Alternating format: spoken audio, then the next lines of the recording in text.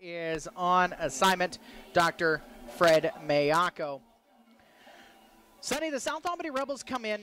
Yeah, they're the Mid-Willamette Conference champions, and that has been arguably the toughest conference over the last couple of years. But the record's 6-4. They've had their ups and downs this season, and as we've seen films from early in the season to the last couple of weeks, they have an ever-changing offensive setup as far as the different formations that we expect them to throw at Hermiston's defense tonight. Yeah, it can go anywhere from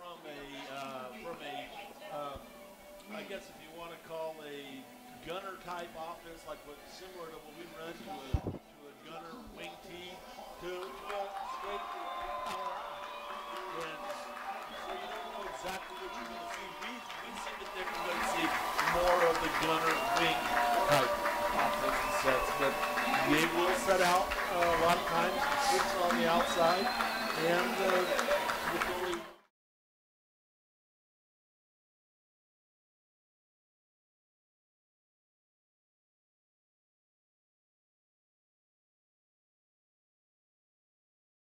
Kyle Miller and gunner team or Colton Green in at either tight ends off the line, or we would call them around Hermiston's offense H-backs, where they're behind the tackles here on this offensive line for the South Albany Rebels.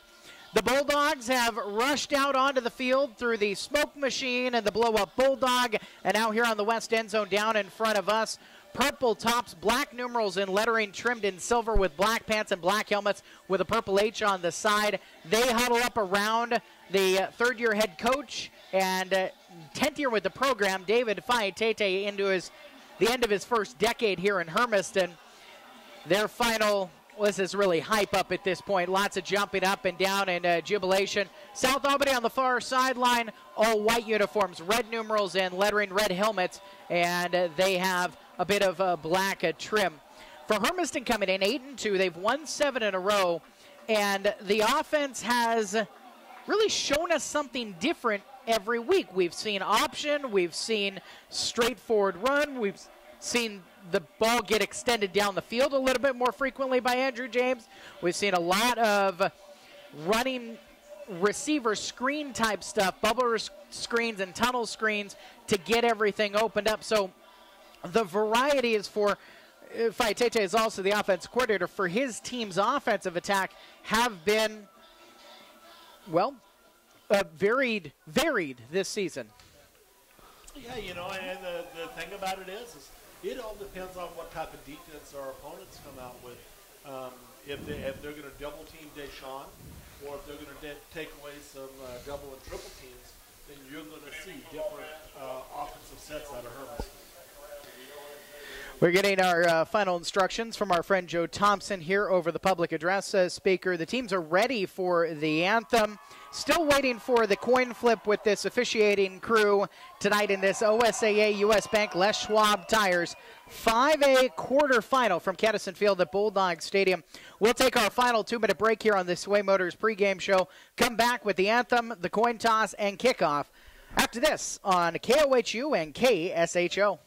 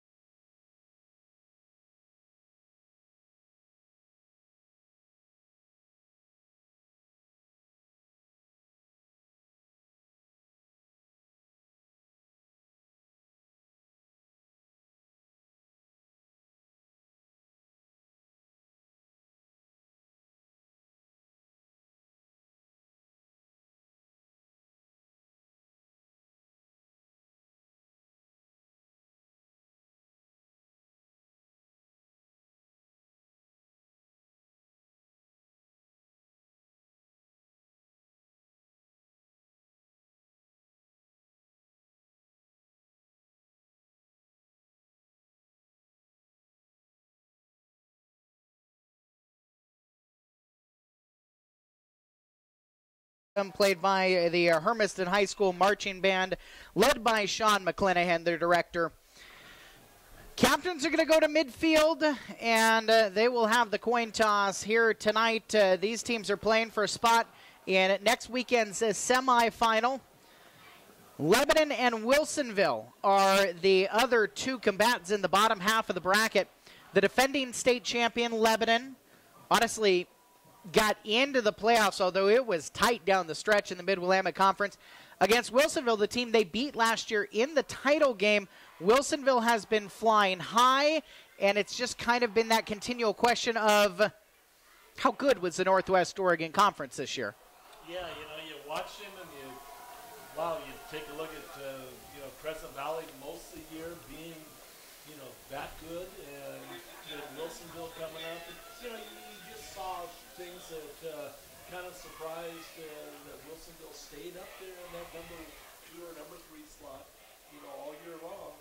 And, come out seated number 2 in this 5A bracket now. They're a good football team.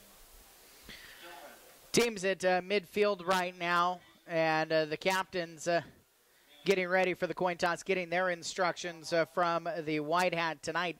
The top half of the 5A bracket as we continue our look through Dan's West Coast Auto Glass scoreboard. Silverton is at Mountain View. Mountain View, the number 1 overall seed, undefeated. The team that beat Hermiston 8 weeks ago, 2 months ago, the last time Hermiston lost. And then Crescent Valley is at Churchill. And Churchill lost their top receiver, Miles Green-Richards, last week to an injury in their win over Pendleton, whereas you have Crescent Valley, who is the team that went into the final week of the season against South Albany in position to win the Mid-Willamette Conference and to be undefeated. But they were playing without their top player last week. He's back this week. Afunga is going to play in this game. Green-Richards is out of this game. How will that add intrigue when they're down in Eugene? So those are the 4 matchups tonight in the 5A. 2 games next week. This one is just moments away from getting started as the captains return to their respective sidelines. Hermiston down in front of us. South Albany on the far sideline, and beyond them in the distance for those fans in the valley who have never been here. The old Umatilla County Fairgrounds are beyond us, and that is actually now Hermiston School District property. They've got a new parking lot that's not quite ready yet off to our right over to the east side. As we look to the north, it is cool this evening. There's not a ton of wind, which is something that sometimes can play a role out here in Umatilla County. But tonight the temperature is going to be cool. It's not actually as cold as it was a week ago, Sonny, as Hermiston is going to receive the kickoff here tonight from the South Albany Bulldogs, and they will attack left to right to start things off this evening. Osvaldo Ramirez, their junior kicker, has it teed. He's a right-footed kicker, has it on the left hash. Back deep, Deshaun Neal to the right, and Yobani Razone to the left. It's going to be towards Razone. No, Neal will take it at the 7. Moving down the middle of the field, 15, 20, 25, a seam out to the far side, 30, 35, 40. Near midfield, Neal makes him a miss into South Albany territory down the far sideline, and he's ushered out of bounds inside the 30-yard line. In fact, they will say right on the 30 is where the kickoff return is taken by Deshaun Neal, and the Hermiston offense starts with a very short field. Deshaun do. You want to see Deshaun go ahead and take the football on the kid and go ahead and make something happen. And, we'll see if he does the same thing on the punts. But very short field, like you said, a 30-yard field to work with. Let's see if we can punch it in first play. Andrew James is the junior quarterback. He stands 5 feet 10 inches tall, 180 pounds, and he's in a pistol set with Jonathan Hinkle behind him. 3 receivers to the right, high snap, pulled down, Hinkle handoff, up the middle. He'll put his shoulder down, bust inside the 25, still on his feet, pushing the pile inside the 20. First down yardage all the way up to the 18. Jonathan Hinkle, with those 12 yards, gets his season total up to 800 on the season on his 104th carry. He's been into the end zone 11 times on the ground, has 6 catches for 50 yards as well. He's the bruising back at 5'10", 185, and a senior. Stands to the right of James on this 1st and 10. Hand to Hinkle again, running up the middle, and Hinkle will be caught right around the 15-yard line, picking up 3. He's running behind that left side. A.J. Fernandez, the left tackle, is 6'1", 250 pounds, and a senior. Bo Blake, 6 feet tall, 285, and a senior. The center is Jacob Leby, 5'11", 230, and a junior. Jose Watto, 5'11", 250, and a senior at right guard. And Taylor Arnold, 6'5", 205, and a senior at right tackle. Right side, Andrew James trying to run, and he will be pulled down in the backfield. A flag comes out late on the play, and we will check for the first time from this officiating crew.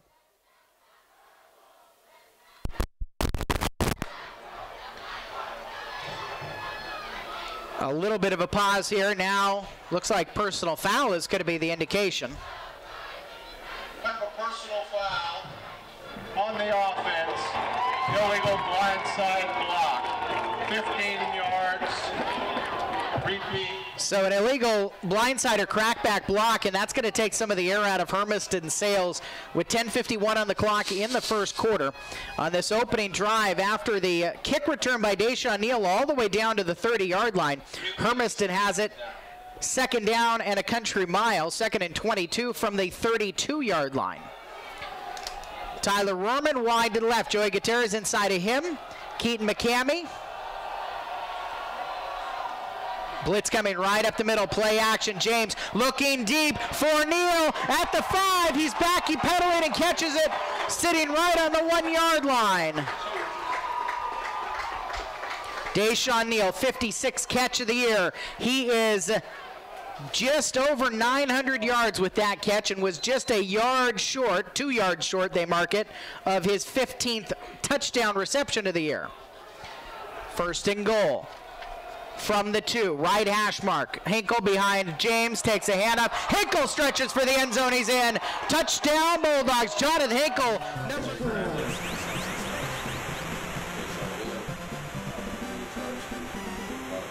Stretch, get the running game going, which we saw Hinkle do. Number 2 is being able to go ahead, and now they're going to stretch the field down with Deshaun with the 30-yard pickup, and then come back with the power on the run. The extra point is going to be off of the foot of Deshaun Neal. The long snap from Taylor Arnold to the holder, Jordan Ramirez. Low snap, Ramirez has it down. The kick is up, left goal post and inside of it to make it 7-0 with 10:24 on the clock here in the opening quarter. And Hermiston is out in front. Well, we talked about at the end of the Weimar Bulldog Tailgate show, Sonny, one of the things we were looking for is they have to start quickly. And tonight, they get this first drive and a good quick start. Yeah, and a very good job that time, of Deshaun. It all started with Deshaun, making sure that Deshaun got on his game right away, because you saw the energy he brought on that pass play.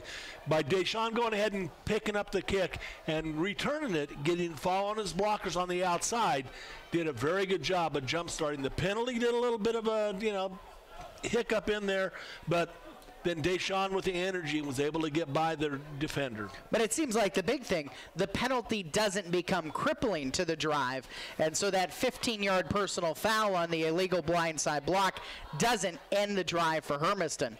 Eli Nafziger is to the left, and Cameron Hemzacek is to the right, both standing on the 10-yard line with their toes.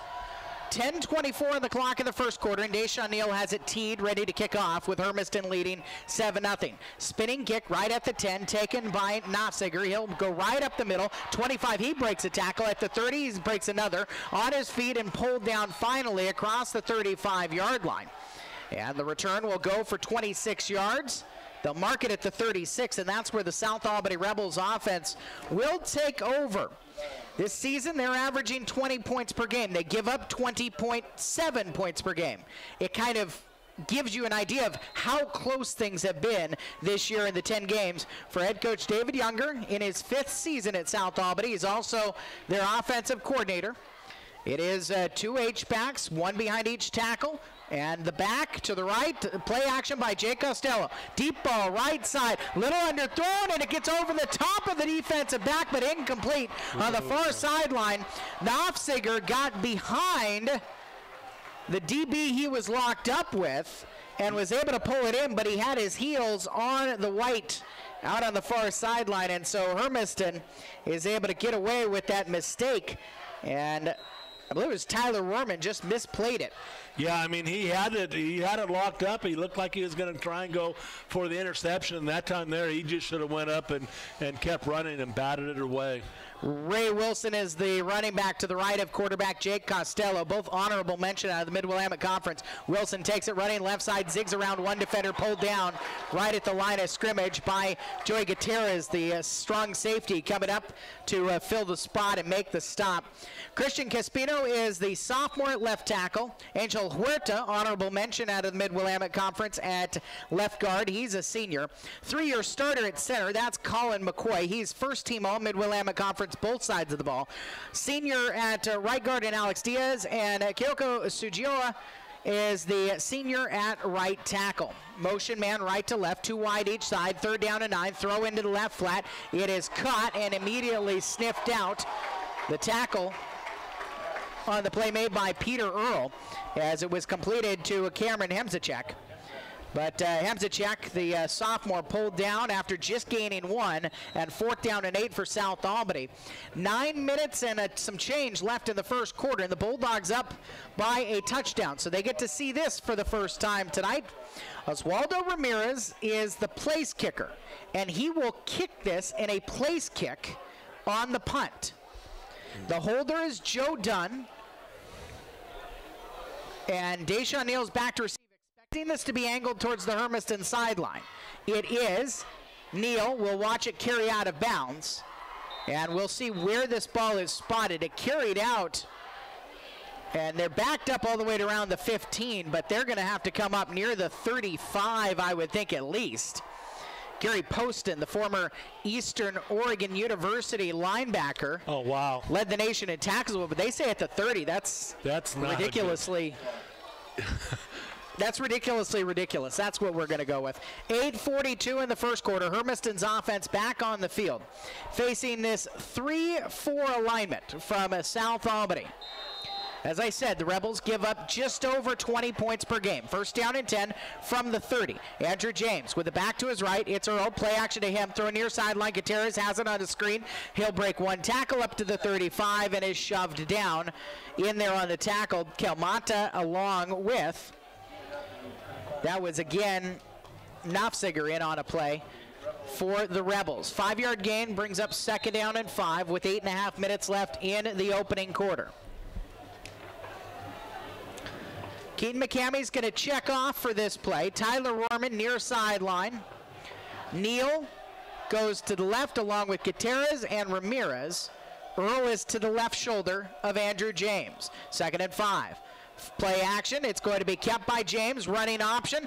Bounces off a tackler at the 40. Breaks another at the 45. Spins away and will walk himself out of bounds at the 50-yard line to avoid any hard hit from the linebacker Colton Green. 19-yard pickup that time by Andrew James. Just a good job of bouncing off would-be tacklers, and you know, he is so good at that little spin move. Into South Albany territory. Hermiston looking to add onto a touchdown lead with 8 minutes, 23 seconds left in the first quarter. Trips receivers to the left, empty backfield with 2 options to the right for James. The junior quarterback slaps his hands together. Quick throw right side. Tyler Rohrman has it on the near sideline, and he's out of bounds just across the 40-yard line. For the Bulldogs, they'll pick up 6, 7 it looks like. They'll spot it down to the 39. And that's nice to see them getting Tyler Rohrman involved this early in the game, Eric. Kakoa Sugioka is the nose tackle. Ray Wilson and Alex Diaz are diminutive ends. They walk up the outside linebacker, so it looks like 5 on the line on this 2nd and 3. Play action, throw left side, tip ball, incomplete. Diving for it was Neal. It was intended for Gutierrez, but out there on the side, Green again got his hand on the ball to knock it away. Green in the linebacking core, along with Kyle Miller, Gunner Team, Preston Mayer and Diego Ramos in the inside, both recognized by the Mid-Willamette Conference. Mayer was their first team all Mid-Willamette Conference linebacker. He and Ramos, the quarterbacks of this defense for Jeff Luber is the defensive coordinator under David Younger, the South Albany head coach. 3rd down and 3. Earl again in the backfield. Play action to him. Throw near sideline. Roman dropped it.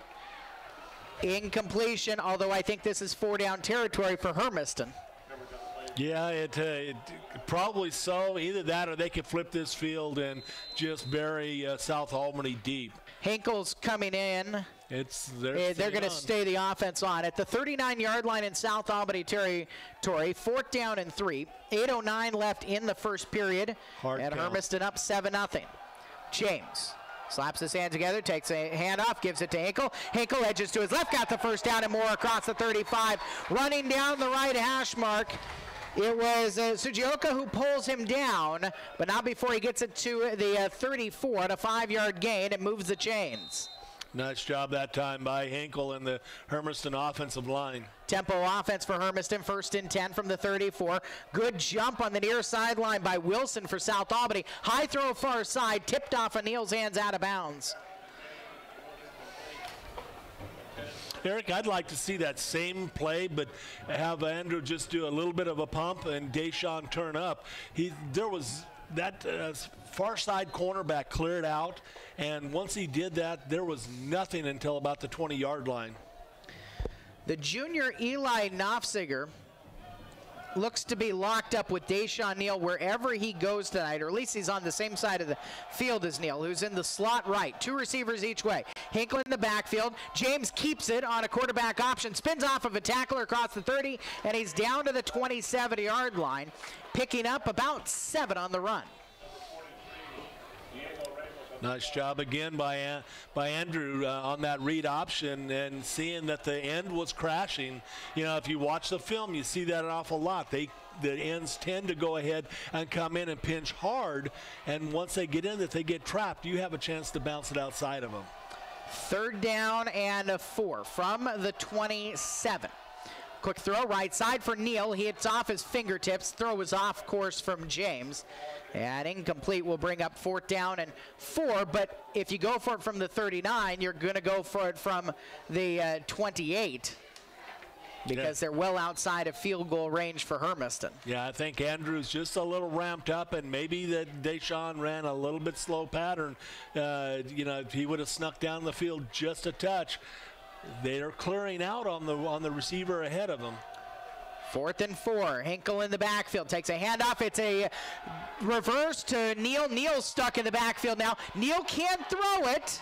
He'll come back to the right side, and maybe he's got a full head of steam. Dives across the 25 and down near the 23. Deshaun Neal ran out to the far side and then decided to switch his field, and he gets a 1st down out of the deal. 85 yards for 6. But a great job. It will move the chains for Hermiston with 7 minutes left in the first quarter. They try to add on to their 1-touchdown lead on their 2nd offensive drive of the game. South Albany had to punt on their first drive. 2 wide each way. Hinkle to the right shoulder. James, the junior quarterback, slaps his hands together, and South Albany jumped on the hard count. So Hermiston will get a cheap 5 yards and get themselves a little bit closer to the end zone. U.S. Bank is proud to partner with the Oregon School Activities Association from the start of the game to the final whistle. Stop by your local U.S. Bank today. U.S. Bank, equal housing lender, member FDIC. So Hermiston, 1st down and 5. Now at the 18, right hash mark set. Andrew James with a back to his left, 2 receivers each way. High snap, James will fake a throw and hand it off to Hinkle running behind the right guard. He'll come short of the 16-yard line, where he is pulled down by Colin McCoy. 3-year starter, both sides of the ball. He is first team all Mid-Willamette Conference in both defense and offense. Came into the game with 42 solo tackles and 2 of those behind the line of scrimmage. Couple of yards for Hinkle, and it's a 2nd down and 3 for Hermiston. McCammy's in the backfield to James's left shoulder, and Hinkle's deep. Handoff McCammy running right side. Good jump cut. He's inside the 10. Outside the numbers, pushes his way down to the 8-yard line. saw that they had good outside containment, and he had a nice cut back to his left to find a hole. Yeah, and then he secured it, waiting for anybody to go ahead and come in from the side. But McCamey, they followed off Hinkle on the motion and left that linebacker wide open, one-on-one with McCamey, and McCamey's shoulder got the first down. First and goal from the 8, right hash mark. Peter Earl is in the backfield. He'll take a handoff, running right up the middle, sees a hole to his left. He'll go that way. Inside the 5 is where he's stood up by the South Albany linebackers. And the first one to him looked to be Gunner Team. Nice 4-yard pickup by Earl, a good running that time. I still would like to see him run with his pad level a little bit low, because they're going to start teeing off if he comes through like that. But that's a good change of pace running attack between the real power of Hinkle and the scattiness of Peter Earl. Peter Earl stays in the backfield on this second and goal from the 4. And Keaton McCamey to the right shoulder of Andrew James. Fake, running to the right side, dump it to McCamey at the goal line. He's into the end zone. Second touchdown of the year for Keaton McCamey, and it's a 2-score lead for Hermiston with 4:56 on the clock in the first quarter. Nice job, nice play action. I came in like a wrecking ball. But McCamey, you're standing in the end zone, just walk over the end line. So the extra point, again out of the hold of Jordan Ramirez, who has taken these duties from A.J. Tue, who again is not available for the second straight week. The starting strong safety and the holder in special teams is not able to play. So Ramirez, good on a second hold. The kick is through. 14-0 Hermiston with 4:56 on the clock in the first quarter. Let's take a 1-minute break on our stations, listening to Hermiston and South Albany in the 5A quarterfinals.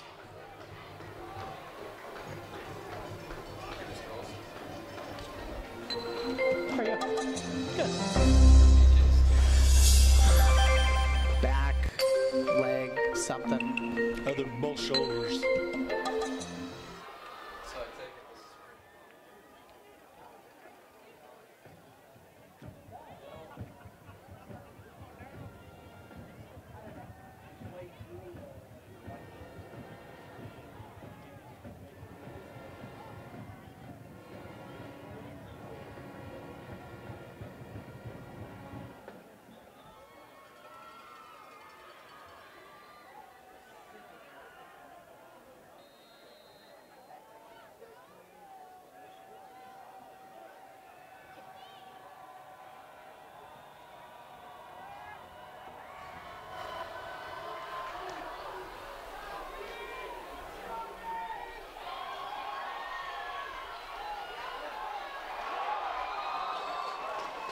Big hit on the kickoff return by Eli Nafziger.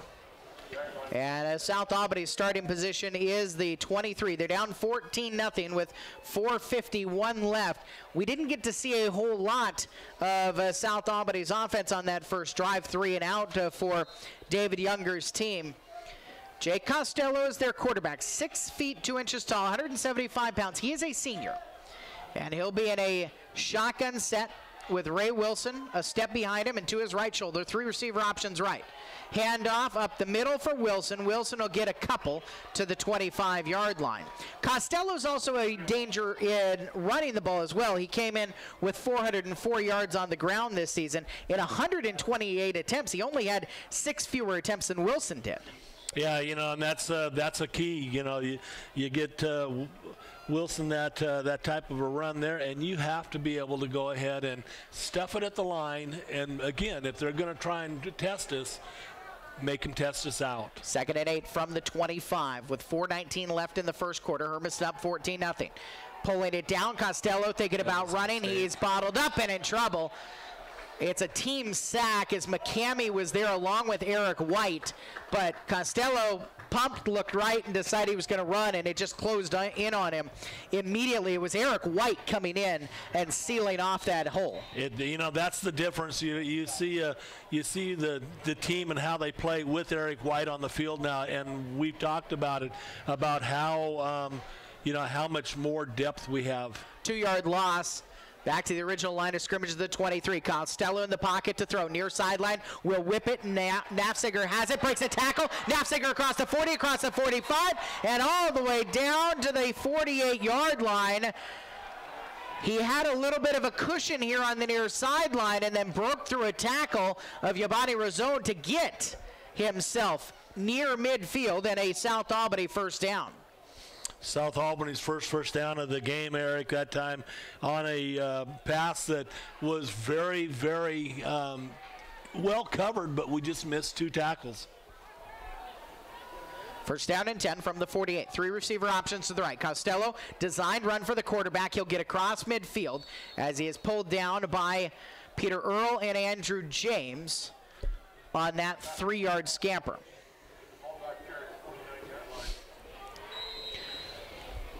Huddle for South Albany. They'll switch some guys on. They'll switch some guys off. Ray Wilson's going to come out of the game, and into the backfield is Gunner Team. Second team all-conference on the offensive side for South Albany. 2nd and 7. Throw right side, and it is dropped on the far sideline by Cameron Hamzacek. Brings up 3rd down and long for the Rebels with 2:37 left in the first quarter. And Hermiston in front, 14-0. Hey, Eric, I haven't seen it yet. I don't see that they're that much quicker, but we sure are giving them a lot of cushion. And that time there, we had given them at least an 8 to 10 yard cushion, and it's not hard to complete a pass underneath like that. 3rd and 7. They completed a 3rd down last time. This time Costello, design run near side, has the first down at the 40, makes a man miss inside the 35, where he's wrestled down by Razone. Costello was able to sprint himself forward for 15 yards. However, hold on back at midfield. There's a yellow hanky down on the field, and South Albany's walking backwards. We'll hear the call from the White Hat. Holding against the offense. 10 yards. Repeat, 3rd down. Jake Costello had a big hole, and maybe because somebody grabbed on the left side of the line where Huerta and Caspino are. Yeah, it results in a 9-yard penalty because it was just a yard off the line of scrimmage. But Hermiston did a very good job that time of, of number one, forcing him to take off, but number 2, then they missed the tackles again. That's what we talked about earlier today in linebackers. Let's see what's on the playbook for 3rd and 18. Costello, right side, will throw to inside man, cutting across the field. Big hit, the ball is out, still bouncing around. Hermiston pulls it down at about the 38-yard line. It was knocked out of Anthony Polito's hands, his 6th catch of the year, and the senior got hit pretty hard. Polito seems fine, but the turnover gives Hermiston the ball. With a minute 57 left in the first quarter. And a 14-0 lead. Yeah, that time there, he had about 9 yards on the regular reception.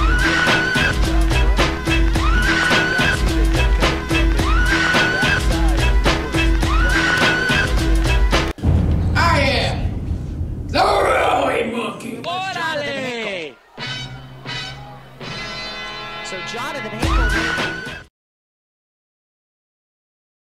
First down and 10 from the 38. Hinkle will step up to the right shoulder of James. Play action. James will throw. Lots of time in the pocket. Now he shuffles out to his left. Trouble. He'll come back to the right. Looking for blockers. James is going to pull it down and run. Flag is out as James is up to the 42-yard line. About a 4-yard gain, but that's going to come back, I believe, for a holding penalty. Number 1, they should have had a defensive holding. The defender on the far side, number 2, actually tackled our receiver out there. No, it's not a hold, it's just a block in the back. And it is a 10-yard penalty, so it'll be first down to Taylor Arnold is the one who was called for the illegal block. By the way, as Andrew James scrambles around, one of the things we are watching tonight is there are a trio of Bulldogs. Well, I guess there's 2 of them, and just 3 different milestones that are approaching. Andrew's running game is the closest. He is 36 yards away coming into the night from 1,000 yards on the ground this season. First down and 21. James pistol set, turns and hands, Hinkle running right. Hinkle, slow developing play, busts through a second level, he breaks another tackle, shifting to his left, flag out as Hinkle's up near the 40-yard line. The flag came from the back judge and hit Bo Blake, the left guard, in the chest. And could this be another Hermiston penalty? I wonder, though, this might be far enough downfield. They've got it at the 36-yard line that Hermiston might end up only losing, as far as the line of scrimmage goes, maybe a yard? Illegal block in the back against the offense. Another illegal block in the back. And so, yeah, it moves it back to the 26. And instead, it's first down and 22 instead of first and 21. Yeah, and unfortunately, it races a nice little run by Jonathan Hinkle that time of being able to, get his yardage. But, the bad thing about it is that we're running plays and not getting any advancement on it. James will hand off. Hinkle running left this time. Hinkle busts again at the 35, 40, far sideline outside the hash marks. He's at the 50, 40, down the far sideline, 30, and it just out of bounds around the 26-yard line. Jonathan Hinkle breaks a big one for the Bulldogs. 52-yard run that time by Hinkle on the play, and he just did a great job following the rush, following the passers and stuff like that. So it brings it down to the left hash mark. Talking about Andrew James, he is 10 yards away from 1,000 on the season, and he would become the 4th Bulldog in the last decade to get 1,000 yards on the ground. First down and 10 from the 26. High snap pulled down, hand off to Earl. Earl bounced to his left, and he gets maybe a yard running down the left hash mark. And Hermiston's got it with 55 seconds left in the first quarter. In South Albany territory after the big Hinkle run, 14-0 their lead. It is, by the way, 3 other running backs have done it. I went to the era that David Faitete has been with the program. Second down, and we'll call it 9 from just short of the 25-yard line. Left hash mark set, James rolling right, blitz that way, throws it into the flat. McCamey has it. McCamey upended right around the 20-yard line by Nafziger. A 5-yard gain. So the other thing we're looking for Andrew James is he came into the game 166 passing yards away from 2,000 for the season. He could be the 3rd Bulldog in the last decade to do that. That's the final play of the first quarter. 14-0 Hermiston. After 1 quarter in this OSAA US Bank Les Schwab Tires 5A state championship quarterfinal at Kettison Field. We'll be back in a minute on KOHU and KSHO.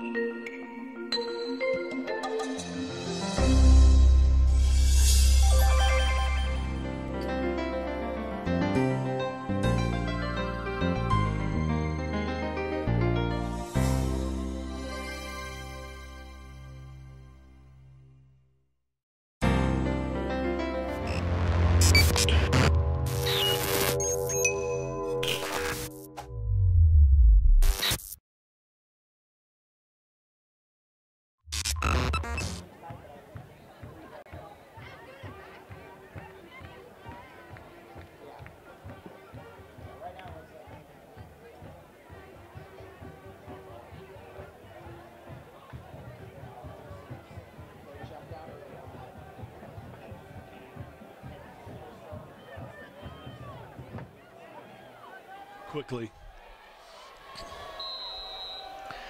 Bulldogs start the second quarter leading South Albany's Rebels 14-0. Third down and 5 facing Hermiston. And it's a handoff to McCamey running right side. McCamey drives across the 15-yard line out and up to the 11. He reaches for a first down and a 10-yard gain for Hermiston. Keaton McCamey came into the season with 6 carries and 66 yards, and since that's kind of an unlucky set of numbers, he was able to get off that with a couple of carries tonight. Yeah, he's got 18 on 2 carries tonight, just doing a great job. First down and 10 for Hermiston. They've got it at the 12, so they can get a first down without a touchdown. James, shotgun set, looking left. He will throw over the middle into traffic, incomplete. Joey Gutierrez on a slow developing slant and triple coverage for the South Albany Rebels to knock the ball away. Andrew threw the ball 21 times, completed 12 last week in the win against LaSalle Prep for 226 yards and 4 touchdowns, no interceptions. This season he's thrown for now just short of 1,900 yards, 23 touchdowns and 5 picks. Second and 10, handoff to Hinkle running left side. Hinkle with a full head of steam gets caught at the shoestrings and pulled down by Knopfsiger and Wilson. Right around the 9-yard line, a 3-yard gain for Jonathan Hinkle.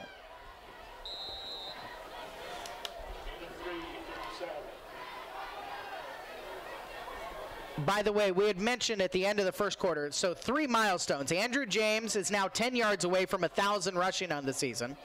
He is about 105 yards, 110 yards away from 2,000 passing. 3rd down and 7, James to pass to the right corner, fade route to Neal. Up he goes and pulls it in for a touchdown.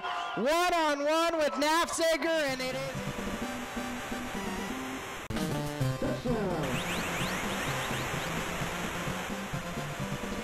has thrown this year, and with that pass he is now just about 100 yards away from his 2,000-yard passing season, and Deshaun Neal is now right about 100 yards away from 1,000 yards as a receiver. Neal will have to tack on the extra point with 10:51 left in the second quarter.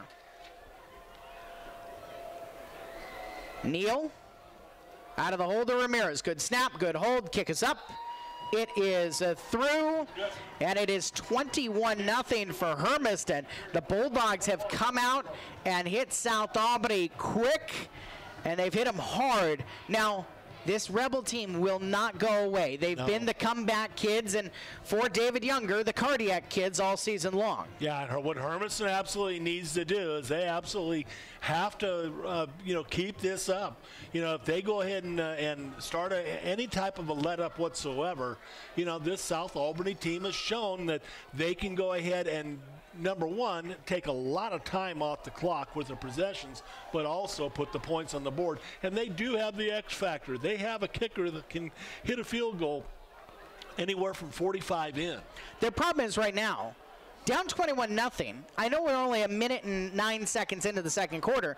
It's too big of a scoreline to worry about a field goal deciding things, and it's too big of a scoreline to try to milk time off of the clock right now. South Albany's going to have to score, and they're going to have to do it quickly, and Hermiston has put up these big number quarters or these big number stretches this season, and the question's going to be how much longer can they sustain this? Neal has it teed up. Back to receive, Knopfsiger and Hemzacek. This will be Hemzacek at the 4. Right hash mark, moving to the middle of the field at the 15, 20, 25. He'll shimmy to his right, back up, come right, and is pulled down. And the ball is out. Hermiston says they have it. Jordan Ramirez comes out of the bottom of the pile with it. The officials haven't pointed yet. There it is. Yes, it is. Hermiston with a fumble recovery on the 23-yard line. And it's lost by Hemzacek. And Ramirez is the one who recovers that one. 10:36 left in the second quarter. Hermiston trying to add on to a 21-0 lead. And I believe he is also the one that caused the fumble. That knocked it out, yeah, because Hemzacek started to back up. He was going to try to come out of the rugby scrum and come to the near sideline, and it was popped out. Now Hermiston is short a player. It was Ramirez. He'll go out wide to the right with Deshaun Neal inside of him. Gutierrez and Luke Walshley to the left. James with Hinkle to his right shoulder, 1st and 10 from the 23. Play action, looking for the end zone, rifled over the middle, going down at his shoe tops. Neal cannot pull it in. Incompletion, and 2nd down and 10. Yeah, he's a little upset with himself. That hit him right about just below the knees. That's one that he might have, well, he should have had that one. He should have gone down for it. But, you know, Andrews waiting and waiting and waiting until he can get in the open. They had him double team that time on Deschamps again. So that's going to watch for Joey Gutierrez on that little sneak out of the backfield. So 2nd down and 10. Hinkle again to the right shoulder of James. He'll slap his hands together. Blitz coming up the middle. Throw out to the far sideline. Ramirez has it. Ramirez inside the 20 at the 15. And Andrew James got hammered back behind that play by Preston Mayer, who is the inside linebacker coming on the blitz. Whitehat didn't see anything wrong with the tardiness of that hit. 10-12 left in the 2nd quarter, 21-0 Hermiston. And a 3rd down and 1 for them with the nose of the ball on the 14-yard line. Right hash mark set. Hinkle to the right of James. Receivers stacked on top of each other, 2 each way. James with a keeper, faking it to Hinkle, running right, jumps over a tackler, is tripped up at the 12-yard line, but it is enough for a Hermiston 1st down. And Andrew James is now inside of 10 yards from 1,000 on the season. So, Sonny, can you guess, or do you know off the top of your head, the other 1,000-yard rushers? Go with the easy one first. Bobby Adams, 2011, 2,058 yards, most rushing yards in Hermiston history. We'll have to, you get after this 1st down play, so you get some time to think here. 1st and 10 from the 12. James with a keeper again. They fake the sweep to Neal, and James is going to lose yardage. No, he gets 2. Up to the 10-yard line, he'll run. And so now he's about 6 yards short of 1,000. So you got Bobby Adams, 2011. I'd say his brother, Corey. Corey Adams, 2014, 1,072 yards. By the way, they could have had 2 that year. Sam Colbrate was 2 yards short of 1,000, had 998 yards. The now wrestler at Iowa State. And there's one more. 2nd down and 8, and we'll get back to it. I'll tell you this, the hint is it's between those 2 years. High snap, it's bounced and then picked up by Hinkle. Hinkle dives forward across the 5-yard line. It bounced off of Andrew James' hands, but it hit on the side of the ball, so it was like a dribble right into Hinkle's hands, and he will get it down to the 4. However, Hermiston has a player down. It was away from the play. And it looked like a injury on blocking. So, well, Dan Emery is out there to check on things, and Dr. Earl joins him. Let's take a moment or two. You have that 3rd one now? In between Bobby. In between Bobby Adams, 2011.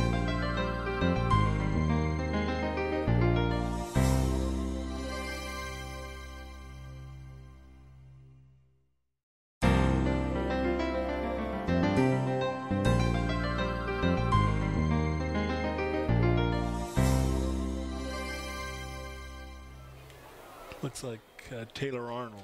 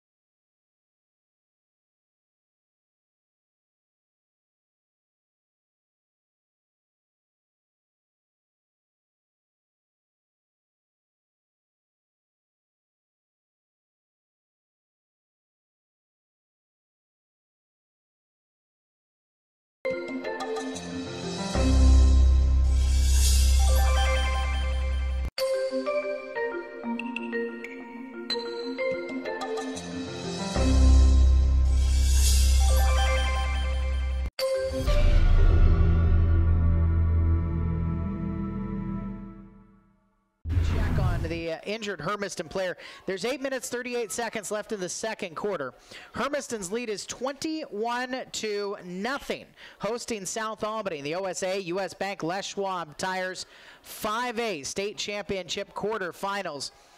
Let's step aside for a minute, stations, and we'll come back and hopefully have an update on the injury on AM 1360 KOHU and KSHO in Lebanon, Albany, and Corvallis. Sure.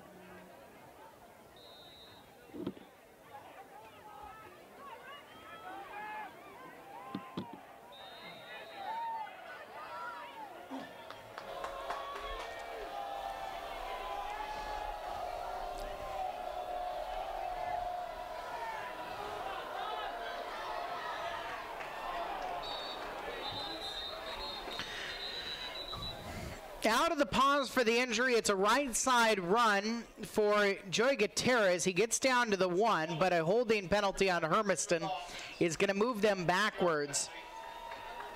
That was Taylor Arnold who was called for holding. Arnold has a new man to his left shoulder. The sophomore Chase Bradshaw, who's 6'1", 230 pounds, will come in for Jose Watto. Watto is over on the bench behind the Hermiston players and off to the east of them by a few steps. Dan Emery and Dr. Earl are both there checking on Watto, who was the one down for a while with the Hermiston injury. The penalty moves the ball back to the 15. With 8:10 left in the second quarter and the clock is moving, Hermiston looking to add on to their 21-0 lead on a 3rd down and 13 from the 15. James, screen up the middle, and it is knocked down. And did it get picked off? It did not. It got knocked out of Deshaun. Well, it didn't. Deshaun Neal knocked it out of the hands of Ray Wilson, the defensive end, sniffed out the screenplay perfectly. Yeah, it was. I mean, that was very lucky that that wasn't picked up that time by, by this team from the Valley. Andrew kind of made a little bit of a late throw that time, and it was well designed on the defense. They had all 3 linebackers sitting there in a bunch. 4th down and 13. They're going to go for it from the 15. Ball in the middle of the park. Andrew James, high snap, pulls it down, looking, throws it left too high, incomplete. And Hermiston will turn it over on down. So South Albany gets a defensive stop for the first time tonight on Hermiston's 4th drive. Their deficit is 21-0. With 7:50 left in the second quarter, they will come out onto the field and try to get their offense going here. Had a fumble on a kickoff the last time they got the ball in their hands. A fumble on a caught reception at midfield the time before that. So Albany's fumbled the ball twice. The Rebels will send just Nafziger to the left, 3 out to the right on 1st down and 10 from the 15. Costello throw near sideline. Joe Dunn has it. The junior up to the 20. Near side, pushed out of bounds. Right around the 25-yard line by Tyler Rohrman. But it is enough for a 1st down.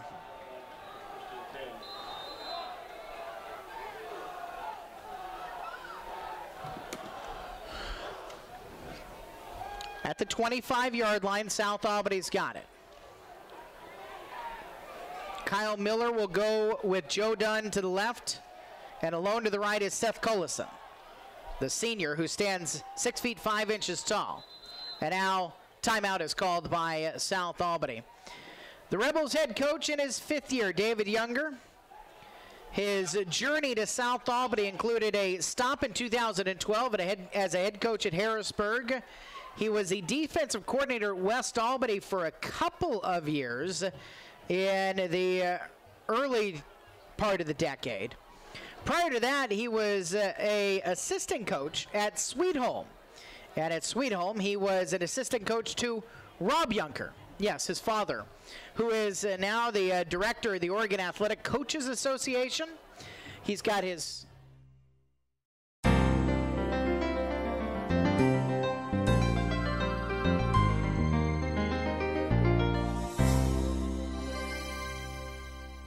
When you have over 4 decades of experience, he's the one who decided they should go place kicker when they had some injuries to a long snapper and their punter at the start of the season. First down and 10 out of the South Albany timeout there, first of the half.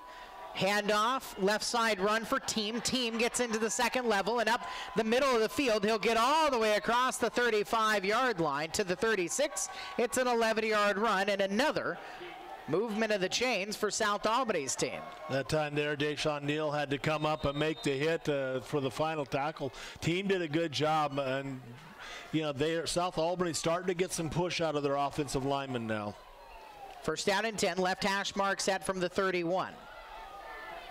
Scott Hammond, the 7th-year coach on Hermiston's sideline, his 2nd year as a defensive coordinator, pacing furiously. Costello will keep faking a pass, running left, running right into a pack of purple shirts, and is pulled down by McCamey and Hinkle. Gave him a gain of 1 on forward progress. 7 minutes left in the first half. Hermiston's lead right now is 21-0. Yeah, Hermiston's doing a good job of with it. They run the same zone block scheme on our offense that South Albany's doing, and they're doing a very good job of getting to the push point before South Albany is getting off. Collison alone to the left on the short side of the field. A bunch of 3 receivers to the right for Costello, a back to his left on 2nd and 9. Costello looks to throw, right flat, caught by Polito. Polito at the 45. Polito hit from behind and he fumbled it again. Diving on it, Tyler Roman has it at the 47-yard line. Polito had the man forced down by Peter Earl, and Hermiston has recovered their 3rd fumble of the game.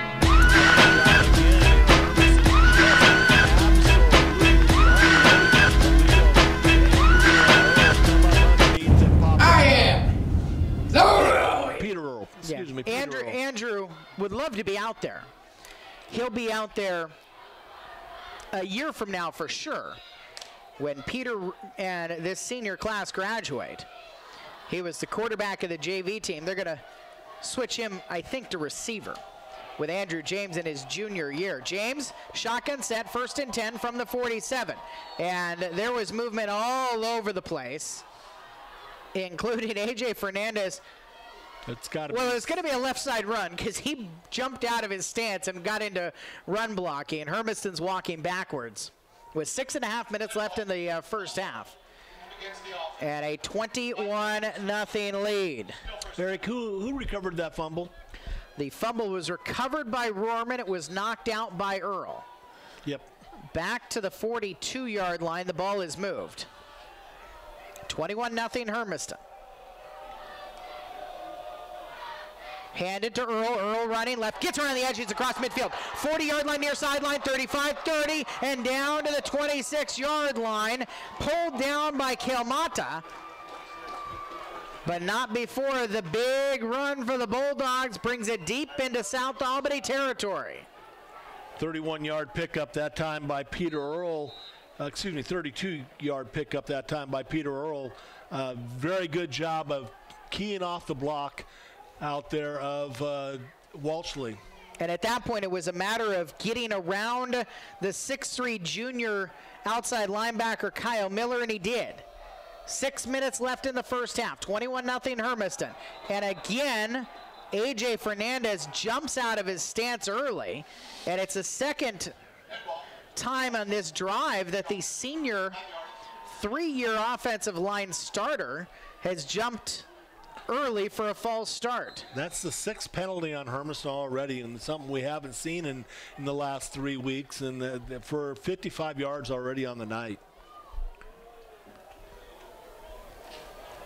Ramirez, Gutierrez, and McCamey all wide to the right. Walshley left. High snap pulled down by James. He'll throw it right side into the hands of Joey Gutierrez. Joey Gutierrez is pulled down after just a 1-yard gain. Finished off by Mata, the honorable mention selection out of the Mid-Willamette Conference, the senior safety. So Joey's 1-yard gain brings it to the 30, and 2nd down and 14 facing the Bulldogs. Yeah, that time there, just a little bit. If you're going to run that little screen, it's got to be a little bit, either it's got to be a little longer than that, or it's got to be a lot faster developing. And that one there just took too long, and Joey had no place to go. Bulldogs will break the huddle with Jordan Ramirez and Joey Gutierrez wide to the right. McCamey to the left, inside of Neal. Earl to the left shoulder, James. Earl in there to block, James to throw. 4-man rush, deep ball to the end zone, turning back around, twisting, and just losing it out of his hands was Deshaun Neal. Neal had cut in on a post route, and it got thrown behind him, and he was almost able to switch himself back around and make the catch. It almost, you know, I'm wondering if Deshaun changed it up at the last there, because Andrew threw it to a spot on the yard markers, and Deshaun went inside of that. So, you know, maybe a little bit of confusion on who was throwing to what spot, but it almost looked like.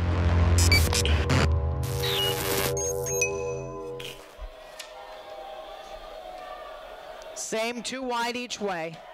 Earl to the right shoulder, James this time on 3rd down and 14 from the 30. Hand off to Earl. Earl running left. They're going to get some of it. And then the ball is poked out. Hermiston recovers the fumble. A.J. Fernandez jumps on it at the 35-yard line. The question was Peter Earl down or not? And they will say he was. It was a fumble, and Hermiston recovers their 2nd fumble of the night. So for South Albany, the feeling's got to be every bounce right now for Hermiston. They've fumbled it twice and have gotten the recovery each time. South Albany has fumbled it 3 times, and they've lost it each time. Yeah, and Hermiston's got to hold on to the football, Eric. They've got to get the push going again right now. They're going for it on 4th down and 18. James empty backfield, 3 each way. James is going to run it himself right up the middle. James comes to his right, and James is slammed right around the 26-yard line, tackled by Anthony Polito. Taking a little frustration out. Polito's the one who's fumbled the ball twice for the South Albany Rebels. And Andrew James on that run, the thing he did do is he crossed 1,000 yards on the season. Yeah, he does a nice job of trying to go ahead and, Eric, one thing I haven't seen Hinkle in on in the backfield lately. A little bit more Peter Earl this week. 3:52 left in the 2nd quarter. 21-0 Hermiston. Jake Costello in a shotgun set, 2 receivers each way. Back to his right shoulder is Team. And now South Albany's got to call a timeout. With 3:52 left in the first half, 21-0 Hermiston. We'll take the 1-minute break for our stations listening to the Bulldogs and the Rebels playing in the 5A quarterfinals.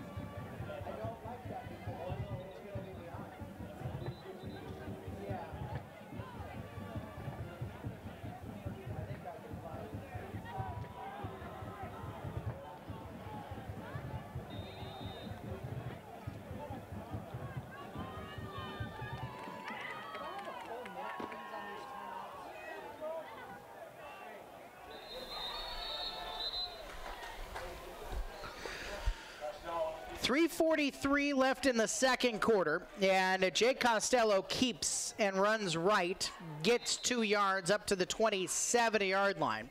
South Albany has 1 timeout remaining in the final 3.5 minutes of this first half. Looking through the Dan's West Coast Auto Glass scoreboard, Rich Devon lets us know that it's Silverton 21, Mountain View 17. 2nd and 8 thrown to the right side. Knopfziger has it down the near sideline at the 40, hit from behind by Earl up near midfield. The gain's going to go for 23 yards.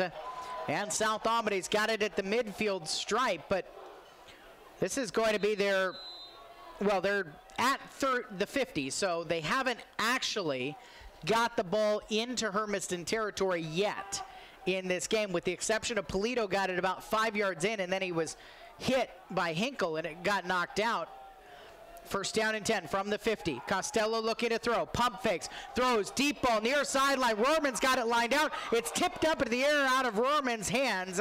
The receiver became the defender, and Nafziger made sure that Rohrman didn't get the interception on that first down play. That was the second time that Rohrman's had it zeroed in for the interception, and that time there again, you know, going for the interception, fine, but if you got a receiver that they're keying on that heavily, just knock the ball to the ground. Don't even give him an opportunity to pick that back out of the air. Second down and 10 from the 50. Empty backfield for Costello, the senior quarterback. Takes a snap. He's going to run right up the middle and has some space at the 45, 40 in Hermiston territory. That's as far as he will go. Deshaun Neal helped out by Jordan Ramirez on the tackle after another generous movement of the chains. Felt like he had to get it across the 40. He got it right to the 40. With 2:35 left in the second quarter. Collison and Dunn wide to the left. Three options to the right for Costello.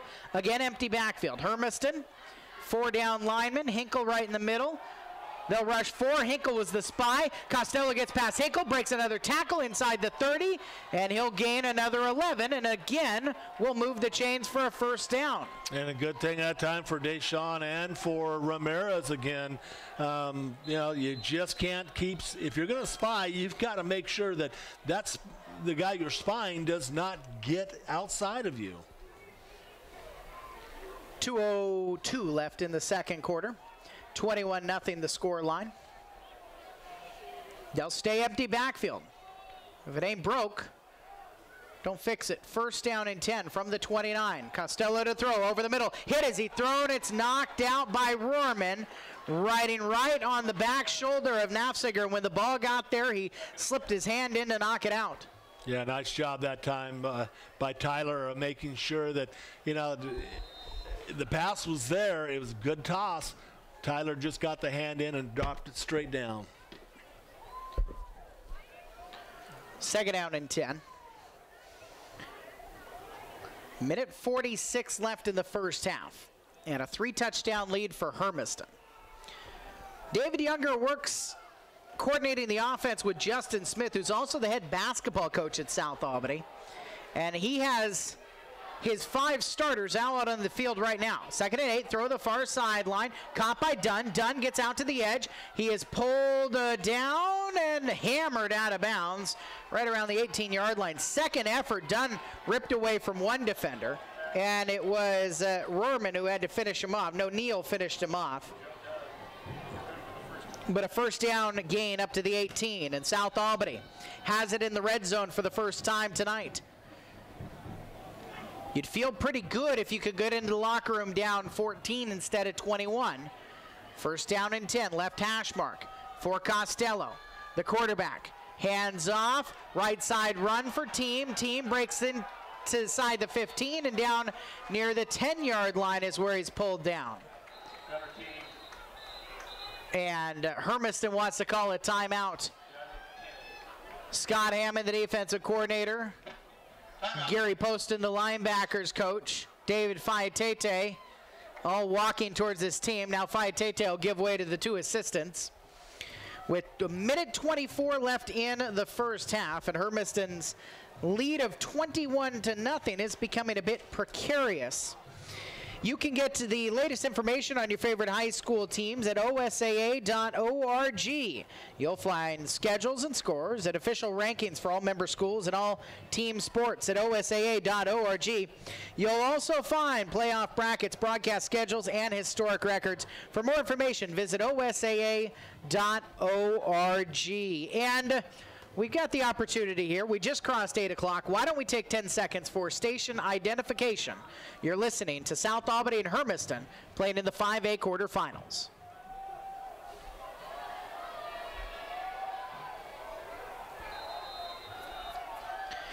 AM 1360 KOHU Hermiston. Costello's going to fake a pass, run it out to the left side on this first play. Breaks one tackle inside the 5, pulled down short of the goal line, down at the 2. Costello gains a handful, and now South Albany is just on the edge of getting onto the scoreboard for the first time tonight. Yeah, right now Hermiston has got to go ahead and start. You know, you take a look at how the South Albany offensive line is going. They've gone big, Eric. They've gone to every one of the big guys up in there now. Ray Wilson next to Costello, and another timeout for Hermiston. 2 timeouts here in the last 2 plays, and 1:17 left in the second quarter. 21-0 is the score line. The Rebels, they've been in close games. They've had this stick-to-itiveness attitude. David Younger's team has come back and beat Lebanon, come back and beat Crater last week. They upset to Crescent Valley in the middle of those 2 games, a 3-game win streak, and they've found ways to win. So down 21-0, you don't feel great, but if you're South Albany, you feel like you're still in this thing. It's a lot like Hermiston. You know, you come into this game, and South Albany has settled their offensive line down a little bit. They've made a couple of little changes in there, put in some more size, especially on the left side tackle out there, and that's where they've been kind of running in between that left guard, left tackle. First and goal. Costello, the ball's out, dropped on the near sideline, and Costello dives back on top of it just before Peter Earl could get there. Almost a disaster for South Albany. They lose a few, back to the 5, second down and goal from the 5-yard line. A problem on the exchange between Ray Wilson, the senior running back, and Jake Costello, the senior quarterback. Second and goal. Wilson to the left shoulder of Costello. Costello pumps, now he'll run left side. Costello bumped, stood up, stacked up, down to the 3-yard line, gains 2 on the run. And now another timeout. This time, South Albany will take their final timeout of the half. 33.4 seconds left, 21-0. We got one more 1-minute break to get in stations. Let's take it right now. South Albany's quarterback was shaken up after one of those minutes. He was struggling.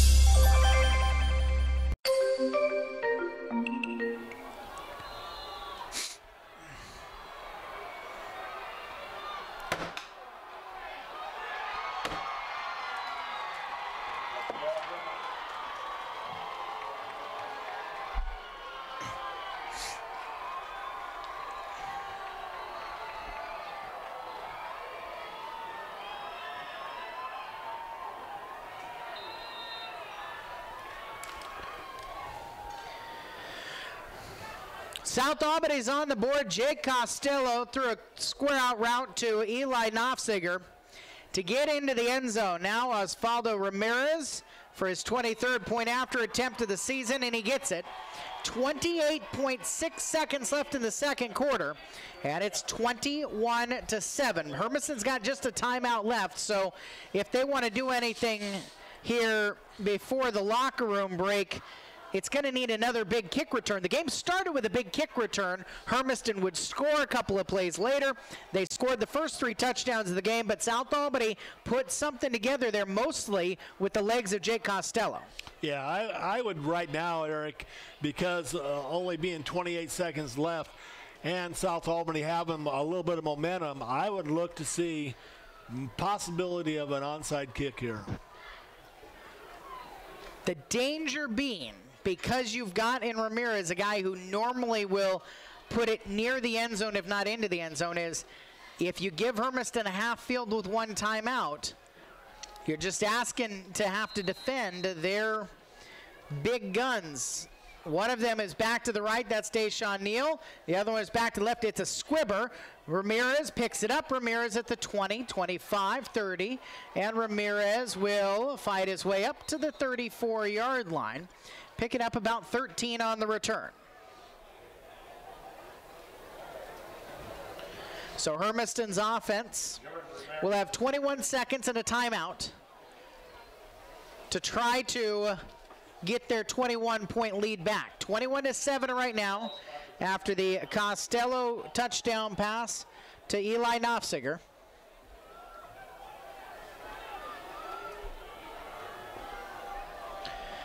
Pistol set, 3 receiver right. Hinkle behind James. James, a blitz coming, hands off Hinkle, running left side. Hinkle to the sideline, will run himself out of bounds, gaining a few up to the 38.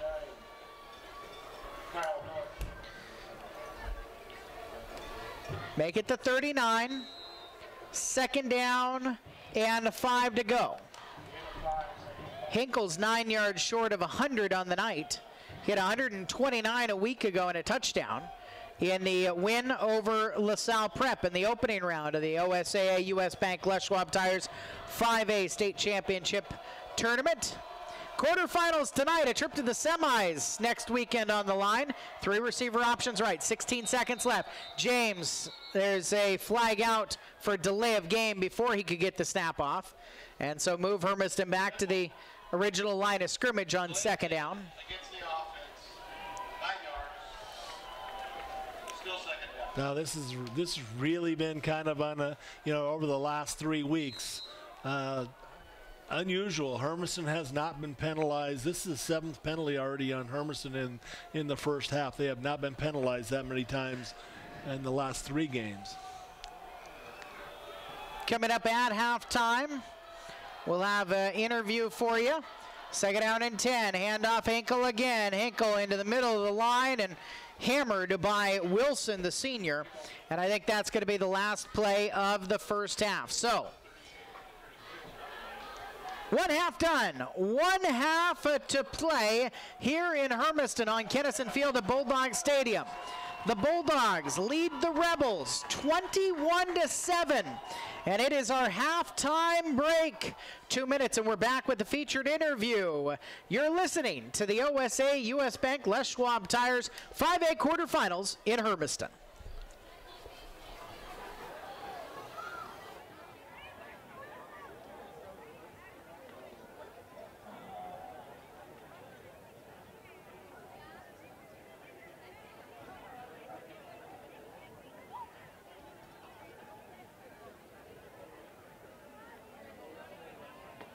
Ladies and gentlemen, this time, please direct your attention to the 40-yard line directly from the Bulldog bench. Please welcome Hermiston High cheer.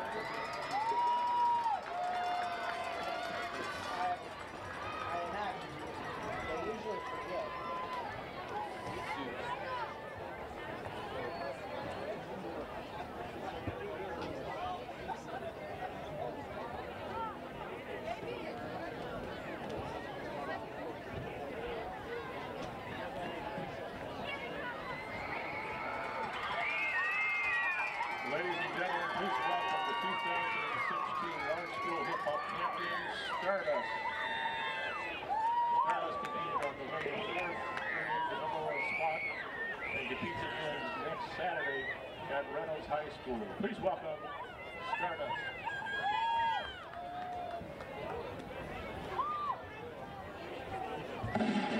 Don't act like you forgot. I called a shot. Like blah, blah, blah. Y'all should know me well enough. Don't act like you forgot. Don't act like you forgot. Don't act like you forgot. Put it up.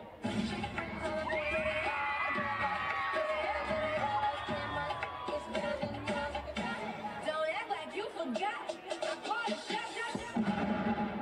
Y'all haters corny with that Illuminati mess. Paparazzi catch my fly and my cocky fresh.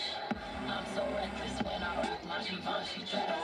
I'm so possessive, so I rock his rock necklaces. Y'all haters corny with that Illuminati mess. Paparazzi catch my fly and my cocky fresh. I'm so reckless when I rock my Givenchy dress. I'm so possessive, so I rock his rock necklaces. My dad, Alabama, mama, Louisiana. You mix that Negro with that Creole. My dad, Alabama, mama, Louisiana. You mix that Negro with that Creole, make a Texas Bama. I'm better.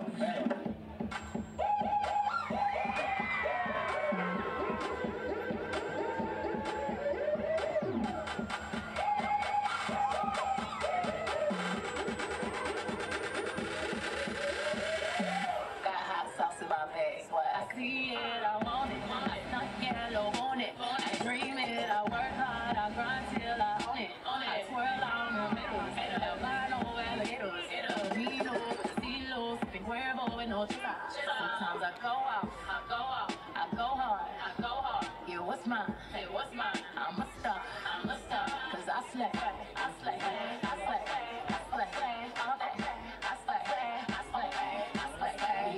Okay, ladies, now let's get information. Cause I slay.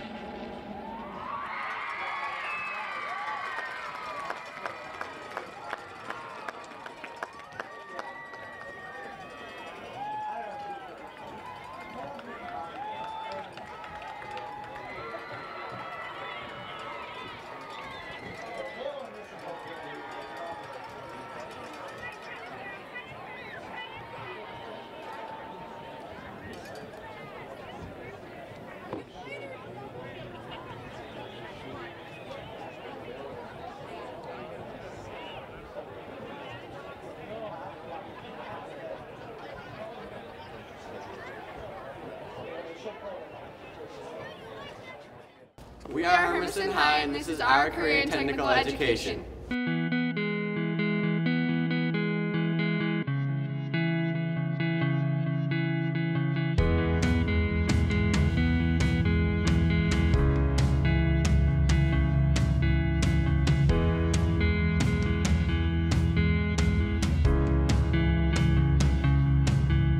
I feel like in my normal classes, we're in the classroom all day and we follow directions from the book and from teachers, but in our CTE classes, we get to choose more what we do, and we have more freedom to put our own creativity into things. While you take CTE classes, you're also getting work experience, which, you know, a student right out of high school who hasn't had any work experience at all, like in any job, because they've been focusing on school. It helps a lot when you're trying to get your first job as well, because you can write down you have work experience in these CTE classes.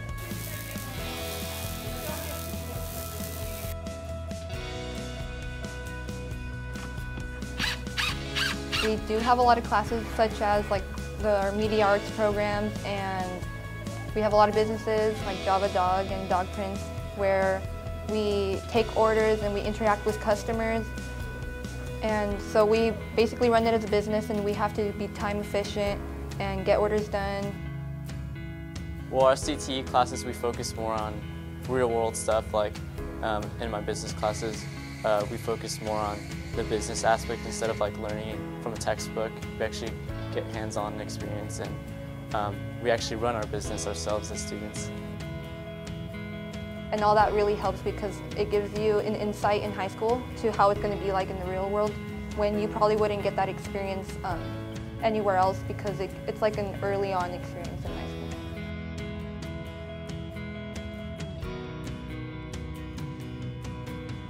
Well, it's more interactive with robotic class, actually. If you're taking one of these robotic classes, you actually interact with students. Yeah, there'll be a point that you'll be by yourself, but at the same time, it's much better to be by yourself because you learn with yourself, and then at the end of the day, we just go as a group and share each other's information.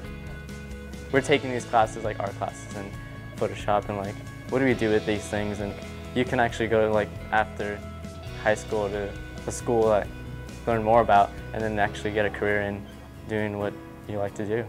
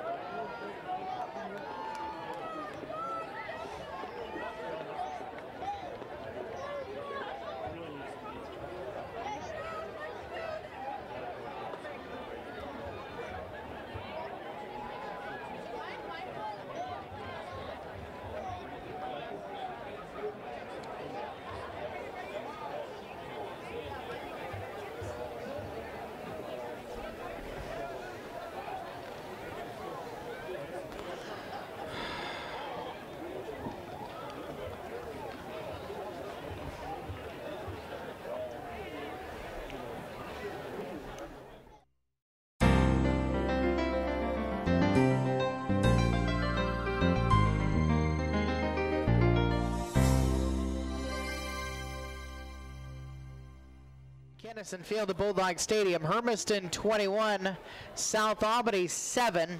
The Bulldogs scored the first 3 touchdowns of the game, took a 14-0 lead after the first quarter, with Jonathan Hinkle getting in from 2 yards out, Keaton McCamey getting a 4-yard touchdown reception. The first minute of the second quarter, Deshaun Neal caught a 9-yard fade route from Andrew James, his second touchdown pass of the game, 21-0, all Bulldogs. South Albany took control the rest of the second quarter, getting a couple of stops and finally getting themselves into the end zone in the last half minute to make it a 14-point game as they went into the locker room. And Sonny, I think the big thing is they are going to be getting the ball to start the second half. Yeah, they got momentum going for them right now, and you know that's huge coming out of the locker room. And you know, we need a stop. We need to prove back to ourselves that we are fully capable of stopping this team again. When Les Schwab Tires makes a promise, they stand behind it. So when you buy tires for your car or truck, you get the best tire value promise for the life of the tire, because a promise is a promise. Les Schwab Tires, doing the right thing matters. Let's take a look at the first half statistics, Sonny. We'll start with South Albany. South Albany ran the ball 13 times in that first half for 54 yards. Costello, 9 rushes for 32 yards. Ray Wilson, 2 for 3. And Gunner Team, 2 for 19. Passing-wise, a little more success. They were Costello was 8 of 12 for 86 yards and a touchdown. Nafzinger had 4 receptions for 51 yards and a touchdown. Hemzicek was 1 for 1. Collison 1 for 4. And Polito, 2 catches for 20 yards. Unfortunately, at the end of it, he fumbled on both of them. So for the night, 9 first downs for South Albany, and only 2 penalties for 15 yards. For Hermiston ran the ball 22 times for 189 yards. Andrew James, 5 rushes, 38 yards. Jonathan Hinkle, 10 rushes, 93 yards. Peter Earl, 4 rushes for 34 yards. Keaton McCamey, 2 rushes for 18 yards, and Deshaun Neal, 1 for 6. 22 rushes, 189 yards. Through the air, Andrew James, 8 of 17 for 71 yards and 2 touchdowns. Deshaun Neal, 2 receptions, 39 yards and a touchdown. Joey Gutierrez, 2 for 6 yards. Jordan Ramirez, 1 for 9. Tyler Rohrman, 1 for 7. And Keaton McCamey, 2 for 9 yards and a touchdown. Hermiston, 13 first downs in that first half, 7 penalties for 60 yards.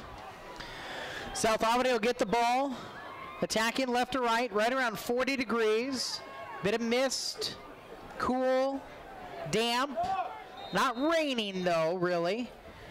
21-7 is the Hermiston lead. Eli Nafziger is to the left. Cameron Hemzicek is to the right, as Deshaun Neal will kick it towards the west end zone. It will be Hemzicek now in the middle of the field, 15-20. Hemzicek edges to his right at the 25, and he will push his way up to the 26-yard line. Return of about 18 yards, and South Albany's offense takes over the possession. Looking through the Dan's West Coast Auto Glass scoreboard, let's get you the 5A bracket as it stands. Number 1 seed Mountain View trailing Silverton 35-24. Churchill 21, Crescent Valley 8. Those are halftime scores. And Wilsonville 10, Lebanon 7. In a rematch of last year's title game, the winner of that game plays the winner of this one. First down and 10 from the 27. Costello to throw, near sideline, will lob it into Nafziger's hands, down the near side, and check that. Hemzicek has the catch, and is spun down at the 35-yard line, a 7-yard gain.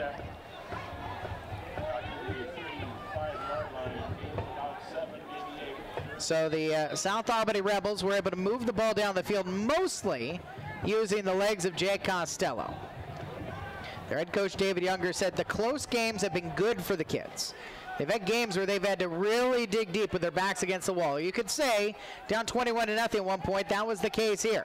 Hand off, right side run, and Wilson will find his way up near the 39-yard line. Their small workhorse running back moves the chains, and they mark it at the 40, first down. The senior this year has run for over 600 yards and 6 touchdowns. Yeah, they're starting to get a lot of push out of that offensive line again, Eric, and our defensive line kind of back on our heels at the start of this second half. Behind Kakoa Sugioka, the 350-pound right tackle. That's where they've run it a couple of times. Costello looking to throw. Deep ball, near sideline, underthrown. Roman popped it up in the air. Knopfsinger has it. He stepped out of bounds. Was off to the races, but his left foot came behind him and karaoke'd himself out of bounds at the 33. Rorman tipped it up into the air. Another jump ball between Rorman and Knopfsinger, and Rorman just poked it up, and it came right down to Eli Knopfsinger, the junior.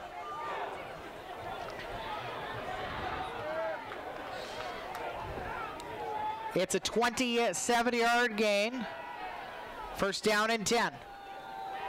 Keep for Costello running up the middle, and he'll be pulled down by Cody Weisner, last week's Delish Bistro player of the game, at the 31-yard line.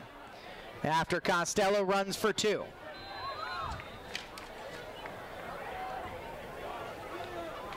Not really a breath of wind to speak of.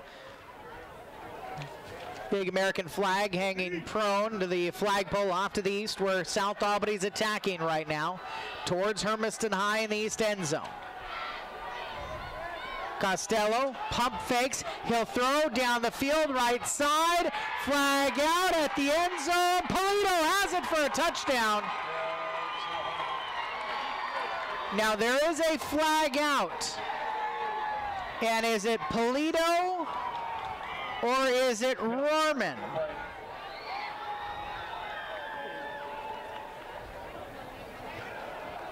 Well, Costello just turned and run towards the sideline, signifying he was standing near the white hat, that this is going to be on Hermiston.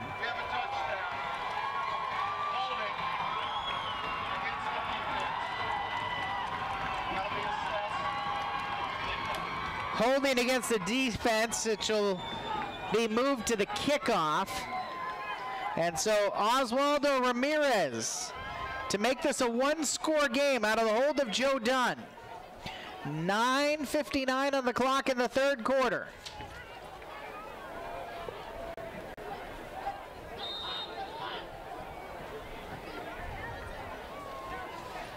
The snap is pending. Now it's there. Kick is up. It's through. 21-14, 9:59 left in the third. Let's take a break. This is the 5A quarterfinals, Hermiston and South Albany from Hermiston's Kennison Field.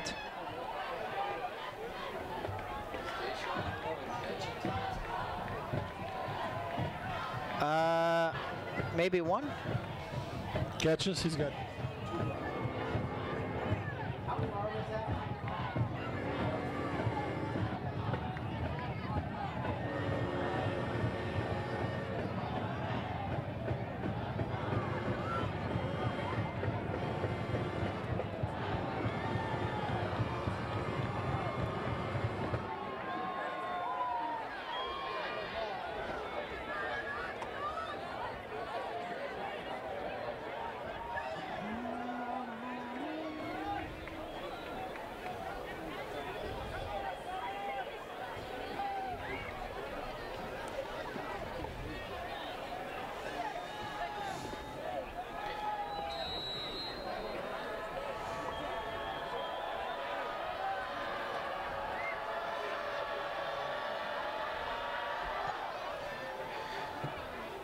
Kicking from the 50, Ramirez's kick will be taken by Deshaun Neal at the 3. Neal just across the 15 up near the 18-yard line where Polito pulls him down. Polito just caught the 31-yard touchdown pass. I'm Eric Olson alongside Sonny Leby with you from the Old West Federal Credit Union broadcast booth in Hermiston. It's the OSA, US Bank, Les Schwab Tires 5A Football State Championship quarterfinals. Hermiston scored the first 21. South Albany scored the last 14. It's a touchdown lead for the Bulldogs as their offense takes over with 9:53 left in the third quarter. Jonathan Henkel to the right shoulder of Andrew James. 2 receivers each way on 1st and 10 from the 17. Hand it to Henkel up the middle. Big hole. He's at the 30, 25. Breaks away. He's in midfield and he's gone. 40, 30, 25, 20. Down the middle of the field. 10, 5. Touchdown! Hermiston. It's an 83-yard score right down Broadway for Jonathan.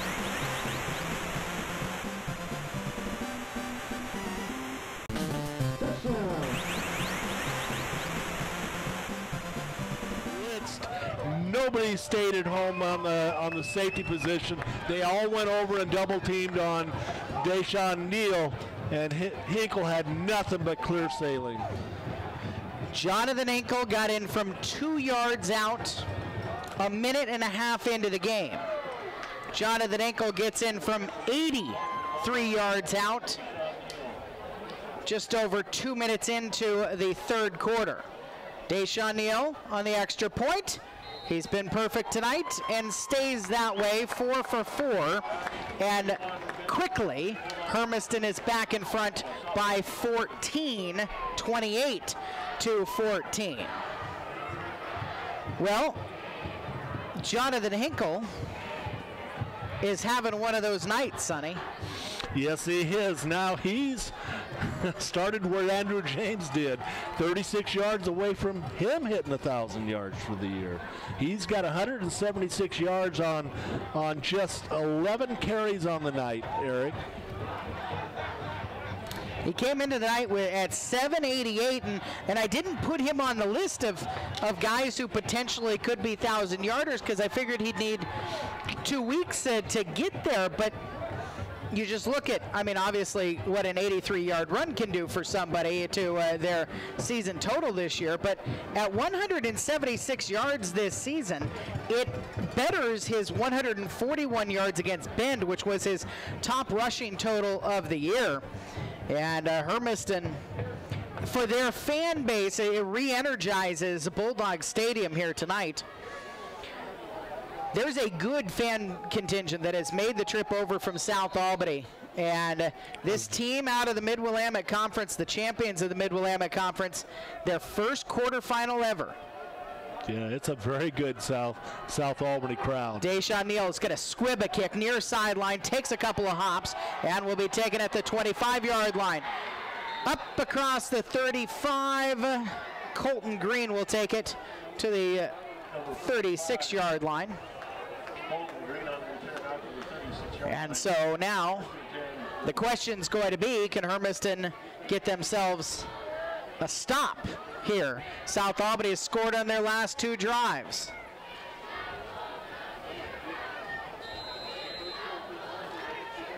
First down and 10. Right hash mark set for Jake Costello. He's got it back to his left shoulder. 2 receivers right and a man to the left. Put in the belly of Ray Wilson running right. Wilson outside the numbers, fights off a tackle, fights off another, all the way across the 40-yard line. Second, third, and fourth efforts get Wilson up to the 41 on a 5-yard gain. That time there, Peter Earl had him stopped for basically no gain, and then he fought away, and Tyler Rorman had to end up making the tackle after he broke away. 9 minutes, 24 seconds left in the third quarter. Hermiston's lead is 28-14. South Albany with Gunnar Team in the backfield to the right shoulder of Costello. Again, 2 receivers to the short side of the field right. Put in Team's belly, running right. Team's got a hole. Team across midfield. Team bounces off of another tackler. Team keeps on churning his legs down to the Hermiston 40-yard line, running for 19. And they are just absolutely owning this on the line, especially right up the middle. They went right off of the tackle center hole, or the guard center hole that time on the push, and Team just kept churning. To the 40-yard line, the ball has been moved. 9 minutes left in the third quarter. 2-touchdown lead for Hermiston. Polito wide to the left side. Inside of him, Dunn is tight to the formation. And Nafziger to the right. Costello to run. Costello caught by Blake in the backfield and finished off. I think Campbell got in there to help on the sack. Bo Blake, the first one in. It was Wisner, the second one in, to finish off Jake Costello. And Costello maybe a little shaken up as he's, or maybe just his headgear got smashed up. Ends up losing 4 yards back to the 44-yard line. First sack of the night, I believe. Yes, it was. And for Bo Blake, it's his second of the season. Wisner, his first time in on a quarterback sack. 2nd down and 14. Low snap, Costello picks it up, throws it left side. Polito has it at the 40. Polito breaks a tackle, he's at the 30. Tightrope at the sideline, he stepped out of bounds at the 33-yard line. Ends up being about an 8-yard gain for Anthony Polito, who has had a roller coaster of his night. His first 2 catches, 20 yards and 2 fumbles. But now he's got a receiving touchdown from 31 yards out, and that pass completion brings up 3rd down and 2. South Albany trying to extend the drive. 4 down territory, you got to assume, from the 33. 3rd and 3. Costello gives it to Team. Team caught in the middle of the field, and he's short. Maybe a yard on the play, and in there Wisner on the stop. Helped out by Peter Earl. The tail of the ball just on the 33. 4th down and 3. Essentially no gain for Governor Team. 3:35 left in the 3rd quarter. 28-14.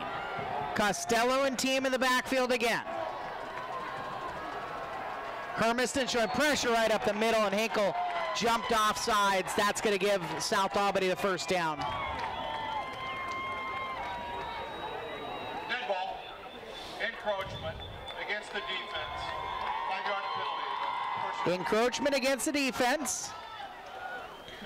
And so the ball with the penalty is taken up to the 27-yard line. And a new set of downs for the South Albany Rebels.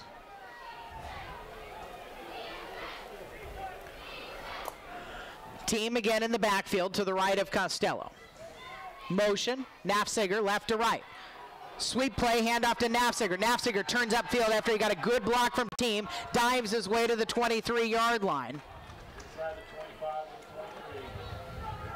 Good hit laid down on Eric White by Team, coming out as a lead blocker on that sweep play. 5-yard gain.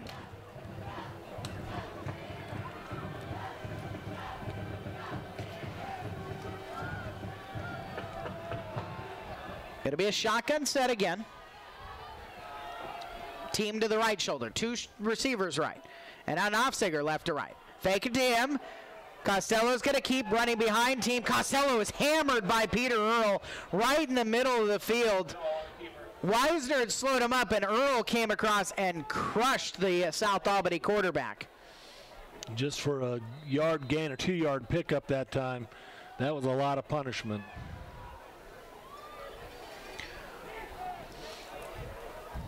Third down, and we'll call it 2.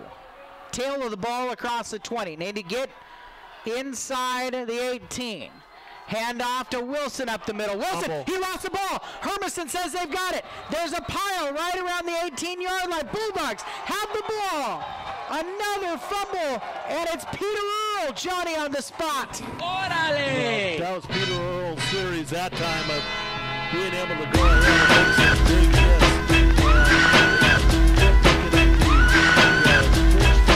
And the recovery. 4th fumble lost for South Albany tonight. And the turnover game in Hermiston's favor, obviously, quite significantly.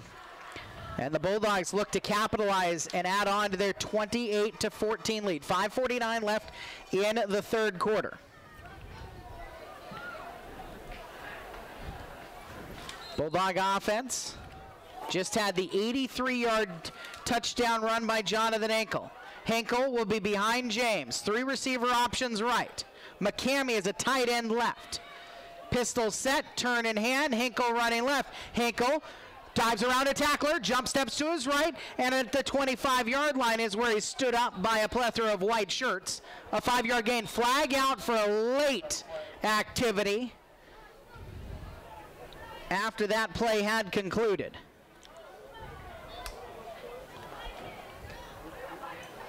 We check on the marker with 5 minutes and 37 seconds left in the third quarter. And Hermiston up by 2 touchdowns.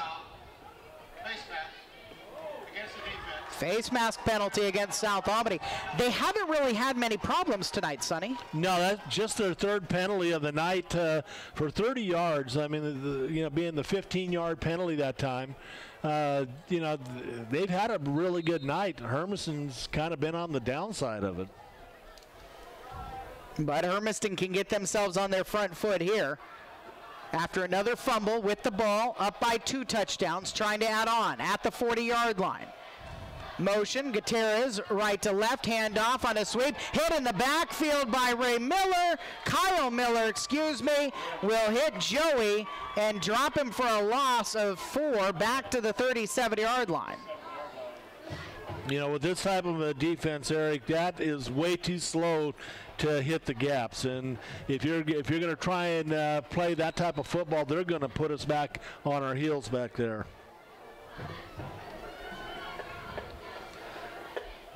Second down at about 14 at the 37-yard line. Left hash mark set. Peter Earl is in the backfield along with Andrew James, who moves him from his right side to his left side. 2 receivers each way. Blitz coming off of the backside. It's going to be a quarterback keeper on an option. And across the 40-yard line, James will matriculate up to the 41. He was pulled down by McCoy and Diaz.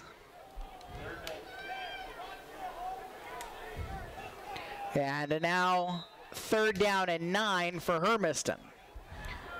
4:10 left in the third quarter. The clock is spinning. The Bulldogs leading South Albany 28-14. This OSAA US Bank Les Schwab Tires 5A quarterfinal. James takes a snap, rolling right, pump fakes. Now he'll throw deep. Ramirez behind everybody, catches it inside the 30. His momentum carries him out of bounds at the 29-yard line. Jordan Ramirez, his first catch of the night. And it's a big one. 30-yard pickup that time for Hermiston and Jordan Ramirez. Under 4 minutes remaining. Hermiston down in South Albany territory. 1st down and 10 from the 29. Peter Earl in the backfield takes a handoff running up the middle. Earl hit hard, but up to the 23-yard line. It was the inside linebacker, Preston Mayer, the first-team All-Mid-Willamette selection, who pulled down Peter Earl, but not before. I mean, he's in the second level when he gets to Mayer, so he's got a 6-yard gain. Yeah, that was a nice job that time by Peter, just putting the head back down and going hard. Going north and south, Eric, makes all the difference. And, Jonathan Hinkle showed that all night tonight. Now Peter Earl's starting to show it again. 2nd down and 4. Earl again running left, dives over the top of Mayer and gets himself to the 17-yard line. 5-yard gain, and Hermiston will move the chains. That's Peter's 6th rush on the night, Eric, for 45 yards on the night. Doing a good job of giving Jonathan Hinkle a little bit of breathers whenever he needs it out there. Bulldogs have got this balance thing down pretty well. With their offense tonight, they are approaching 5,000 total yards this season. They need to be up above 550 tonight to get there. 1st down and 10. Hinkle's back in. Fake to him. Throw right side. Out of the quick screen. Neal's got it. Neal dives himself forward to the 12-yard line.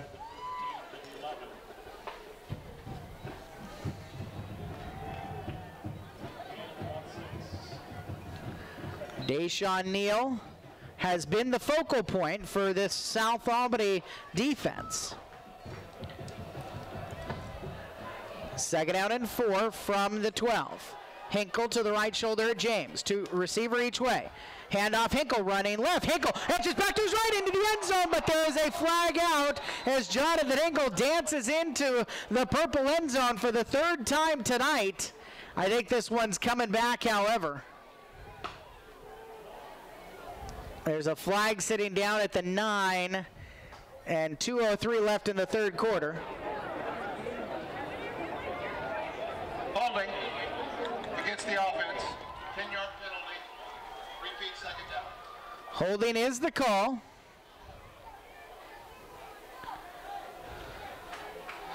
It'll move it back to the 19 and wipe a Hinkle touchdown off of the scoreboard. 28-14 Hermiston with 1:45 left in the third quarter. Ramirez and Neal wide right. Gutierrez and Walshley left. Hinkle to the left shoulder of Andrew James, the junior quarterback, slaps his hands together, fakes, throws out to the right side. Neal has it to the 15. Neal coming to his left, breaks his tackle, he's at the 10, spins down and reaches for the goal line, just short of it. Pulled down just inside the 2-yard line. The saving tackle on the play looked to be made by Team.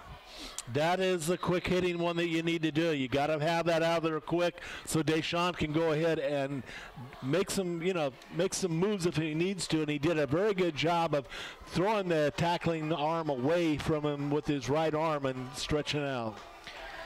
First down and goal from the 2. Hinkle right down Broadway, puts his shoulder down. He is stopped on the first one.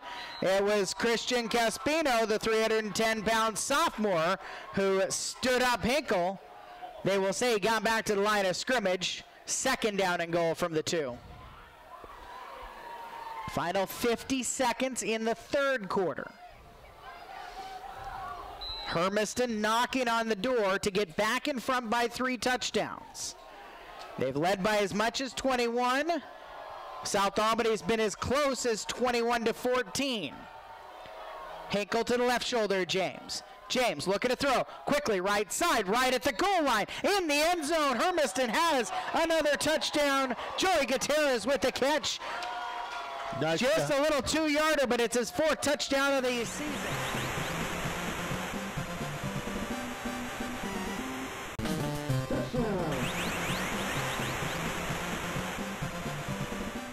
Andrew, I was going to say run the clock out, even if we didn't score in the third, we're down there where we could run the rest of it out.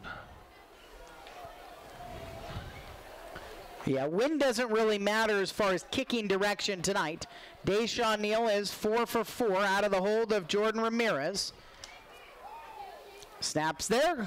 Kick is blocked. Polito coming off of the edge, and he dove out and got to the Neal kick. So the block means that Hermiston's lead is 20 at 34-14. Just 27 seconds remaining in the third quarter. This OSAA US Bank Les Schwab Tires 5A State Championship quarterfinal. U.S. Bank teams together to support its customers and communities. They are pleased to champion athletic and activity-based programs that enrich the quality of life for everyone. You can count on every U.S. banker to serve you.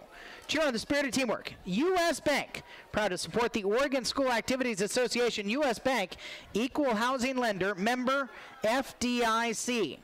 Looking through the Dan's West Coast Auto Glass scoreboard, we'll start here. 5:49 left in the third quarter. Silverton 42, Mountain View 34. Sonny, what else do you got in front of you? Shows Wilsonville 17-7 over Lebanon, and Churchill 21-8. That was the last score we had at halftime over Crescent Valley. The winner of the Wilsonville-Lebanon game being played at Randall Stadium at Wilsonville High School's campus tonight will take on the winner of this one in the semis next week. Likely Hillsborough Stadium, but I wouldn't rule out Willamette University and Salem as well, depending on what happens with Crescent Valley and the Churchill Lancers. Ball goes through the end zone, and for the second time this season, Deshaun Neal's got a touchback kicking off. That was kind of a low line drive screamer, and it screamed right past South Albany's Eli Knopfziger into the end zone for the touchback. So South Albany with 27 seconds left in the third quarter, down by 20, have the ball on the 20. Both teams with their full complement of timeouts. First down and 10. Dunn and Cullison to the left. To the right, Knopfsiger and Polito. Empty backfield for Costello. First down and 10. Flag out near sideline. Costello's going to pull it down, and he's going to look to run near sideline. Shepherded out of bounds by McCamey right at the 20-yard line. The penalty, though, I believe is going to be somebody lined, well, it's going to be a South Albany Rebel lined off on sides. Well, we got kind of lucky there because we were a little bit misaligned.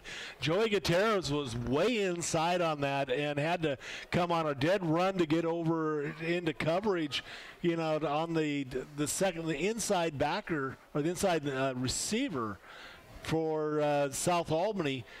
Maybe a little bit of a break that they didn't see it. No flag on the play. Oh.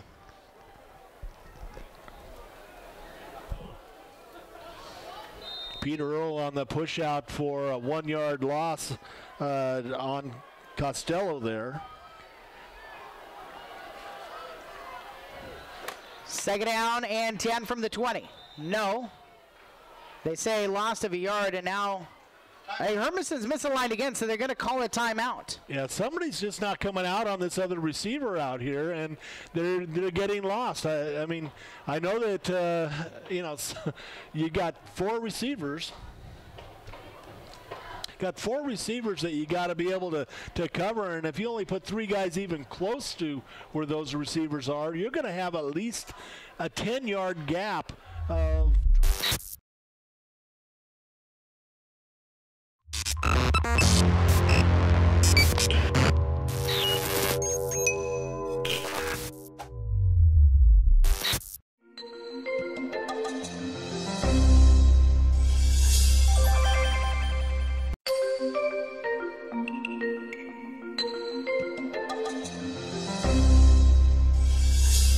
backfield. 3 options left, 2 options right. Costello looking to throw. In the middle of the field, dumps it off. Polito hit hard by Joey Gutierrez after he makes the catch up to the 28-yard line. Gain of 9, and it's the last play of the third quarter. Hermiston 34, South Albany 14. We'll be back in a minute. You're listening to the 5A quarterfinals in Hermiston.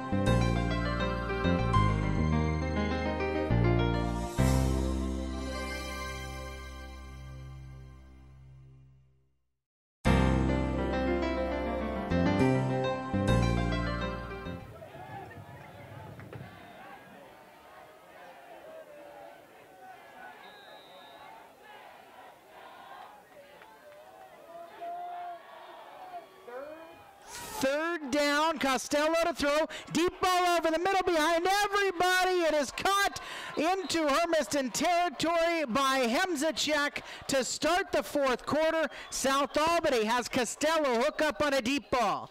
This is the Cardiac Kid team. They have come from behind over and over and over again. Does South Albany have magic? Down by 20 with a quarter left in their first ever quarterfinal appearance. 3 receivers left. 2 to the right for Costello, an empty backfield. Straight drop, looking to throw. Deep ball, left side for Polito. Ramirez knocks it out, and they're going to call him for pass interference. Little bump before the ball got there. And so it'll move it 15 yards closer for South Albany down to the 27-yard line.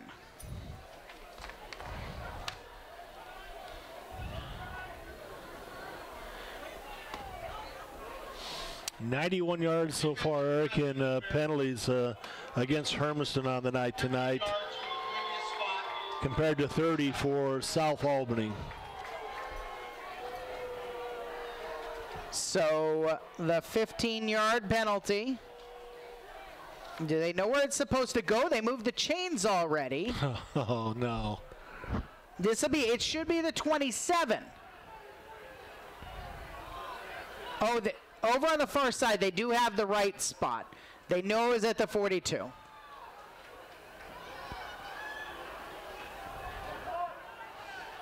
All right, now they had to put it 14, and then the official had one of his friends come over and give him an extra 10 digits, so they got it 15 yards correctly marched off.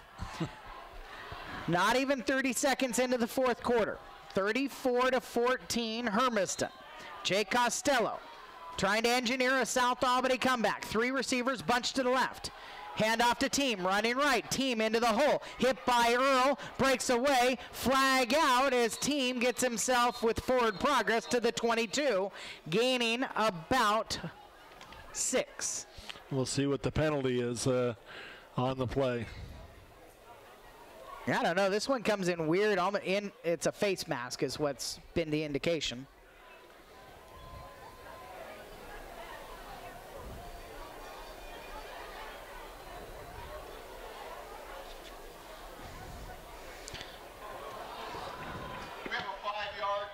It's a 5-yard face mask, so it moves it down to the 18.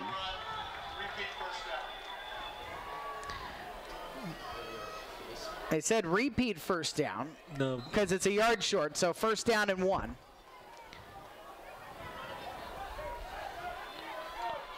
Wow, that's weird because they marked it off at a 6-yard gain. Yeah, it is. First down and 1. Team to the left shoulder of Costello. 3 receiver options left, short side of the field. Costello, pump fake, throws, one-on-one, right corner of the end zone. Ball popped up into the air. It is incomplete.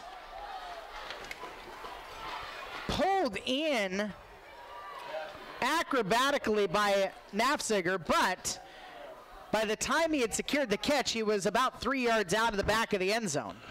That's a nice little combination there, you know, and for some reason, Hermiston's not playing that bad a defense, but they're just not turning around to find the ball quick enough.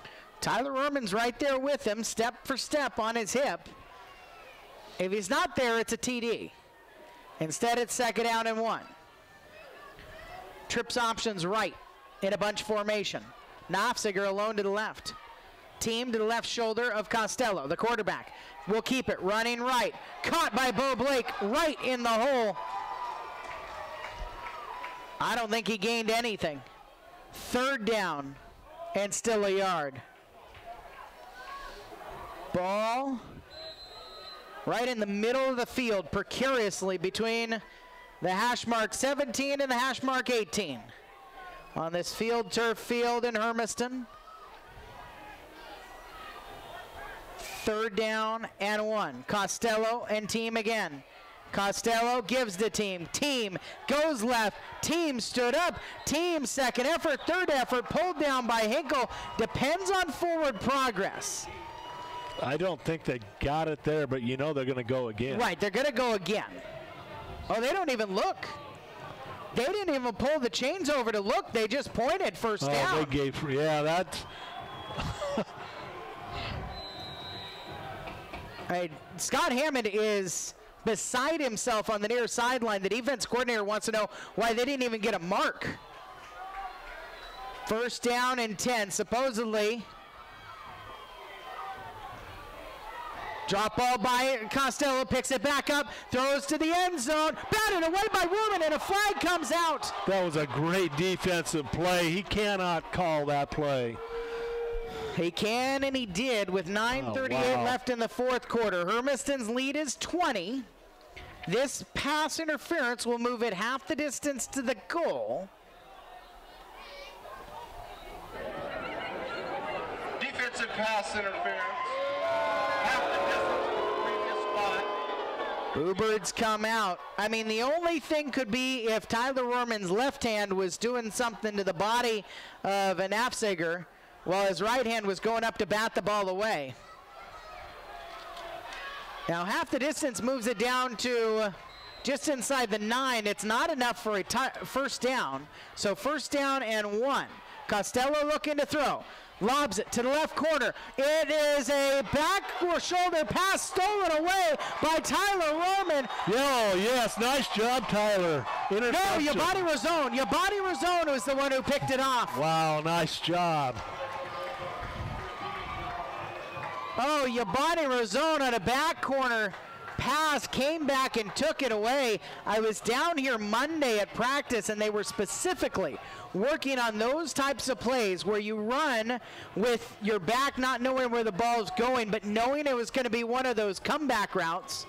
And Razone put himself in the right position to steal it out of the hands of the intended receiver. And Hermiston's got their 5th turnover of the night, leading 34-14 with 9:24 left. Trying to get to the semifinals for the 2nd time in their school's history. Blitz coming off of the edge. James keeps it, throws near sideline. Gutierrez has it as James gets hammered. Gutierrez makes one man miss, makes another miss. He's at the 40 near sideline, makes another miss at the 50. Running down the near sideline, 30, 25, 20, 15, 10, 5. Touchdown Bulldogs! And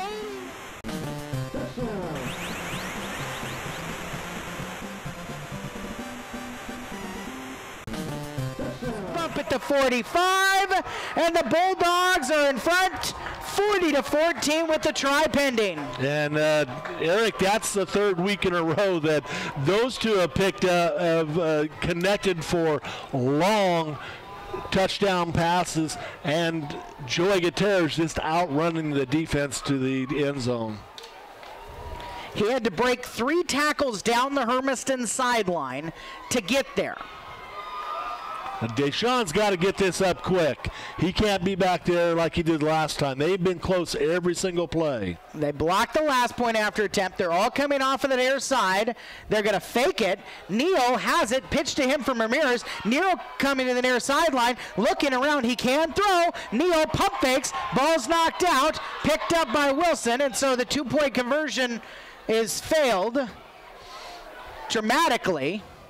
There was an awful lot of pointing and moving around on both lines out there, as if, South Albany thought that Hermiston jumped, and then Hermiston thought that South Albany jumped, and that's why they picked it up and started to go after the 2-point conversion. 40-14, Hermiston, with 9 minutes and 8 seconds left in the regulation ball game. Bulldogs looking to make their 8th consecutive win and go to 9-2 on the season. The only other time they went to the semifinals, 2014, when they went to the state championship game. It's their 17th ever playoff appearance. 10-15 is their overall playoff record. 4th time into the quarterfinals. In 2014, they beat Liberty in the quarterfinals at Liberty High School, and it was, negative 400 degrees.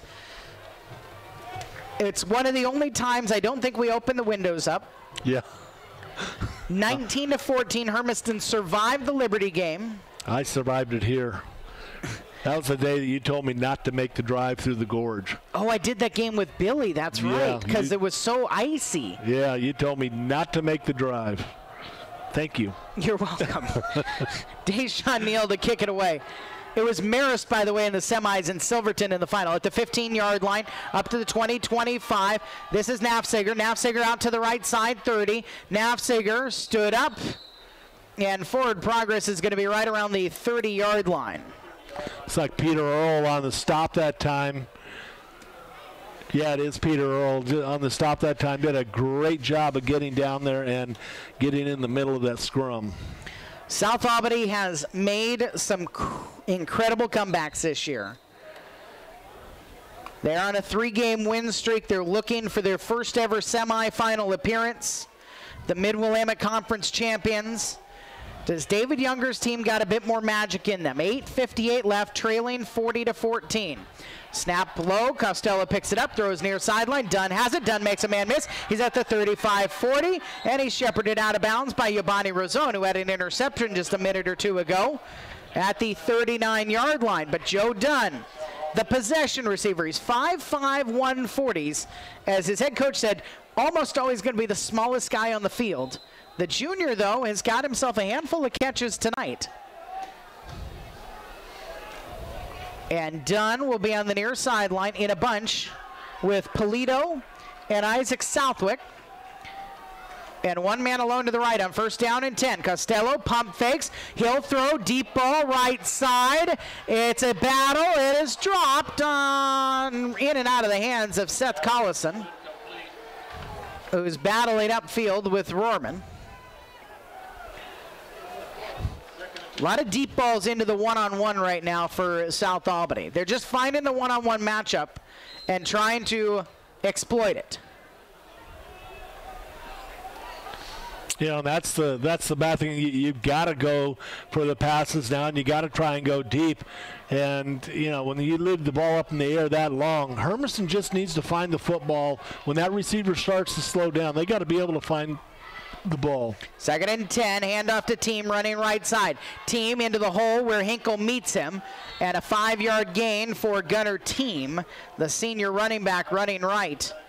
You're listening to the 5A quarterfinals, FM 94.1 and AM 920 KSHO, Lebanon, Albany, Corvallis, and AM 1360 KOHU Hermiston. Near sideline throw, Dunn's got it again. Gutierrez chasing him, shoves him out of bounds at the 45 into Hermiston territory. 6-yard gain, and it'll move the chains. 40-14, the Hermiston lead with 8:16 left in the 4th quarter. South Albany Rebels looking for another comeback night.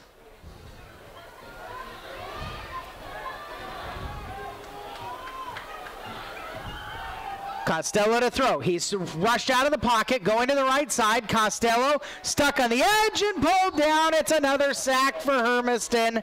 This time, Eric White chases down Costello, who was still looking to tee it downfield, but couldn't. South Albany's got to go no huddle with under 8 minutes left and a 40-14 deficit facing them. 2nd and 15 after the 5-yard loss. Costello takes a snap, straight drop, pressured, throws as he hit over the right side. It is bobbled and caught down to the 38-yard line, and Nafziger is the one who holds on to it for the 12-yard gain. 3rd down and 3. No huddle continues. Polito shifts out to the right. 3 options will be that way. 1 alone to the left. Costello throws it right side. Quick in and out. Polito's got it. Polito spins off a tackler down the near sideline. 20 comes back to his left at the 15. Coming to the middle of the field. That is where he is piled down at the 13-yard line by Deshaun Neal. Boy, Polito was dangerously close to running out of bounds himself and coming back into bounds, but he apparently stayed in, and so now South Albany's got it down to the 12 is where they spotted it. Costello's got 2 receivers left on 1st down and 10. Low snap, Wilson stays in the block. Fade route, right corner, too high, incomplete. It was like an alley-oop out of the hands of Eli Nafziger, who is a basketball kid. He didn't play football last year. He and 2 other receivers, Costello the quarterback and McCoy the center, are all starters for Justin Smith, who's to our left in the box and is the co-offensive coordinator with David Younger. 2nd down and 10. Motion Dunn left to right across the formation. There's 2 that way. Costello throws it quick behind Dunn, incomplete.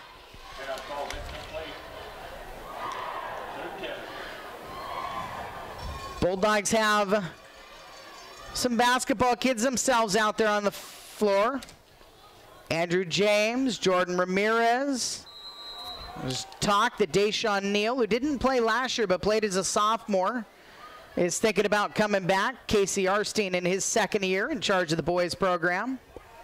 We talked to Joaquin Rodriguez during halftime. The girls chomping at the bit to get started.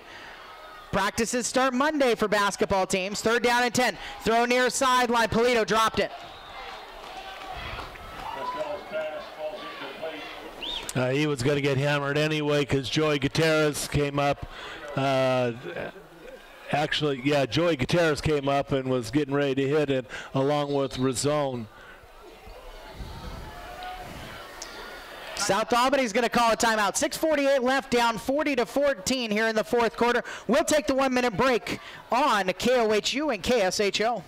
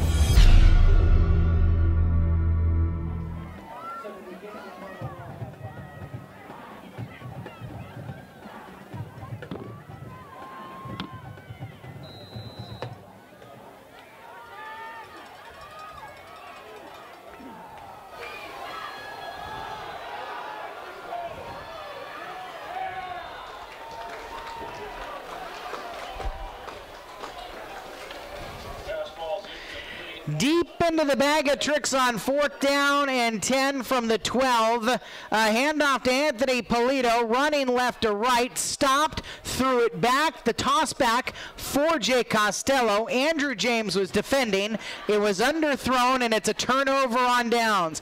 Was that the last gasp effort for the South Albany Rebels? They're down 40-14. It would take a more miraculous comeback than any they've had this season, although it has been a magical year for the Mid-Willamette Conference champions. 1st down and 10 from the 12. Hermiston takes over. Jonathan Enkel running right side. Cut back to his left. He's got space. It's at the 20. Coming outside the hash marks, 25-30 at the numbers. He stopped up and tripped up. Pulled down by Kale Mata, the honorable mention selection out of the Mid-Willamette Conference. But Hinkle is able to run it for 22 yards and a Hermiston 1st down. And South Albany will call a timeout with 6:30 left in the 4th quarter. 40-14 Hermiston. We'll take the 1-minute break. You're listening to the 5A quarterfinals on KSHO and KOHU.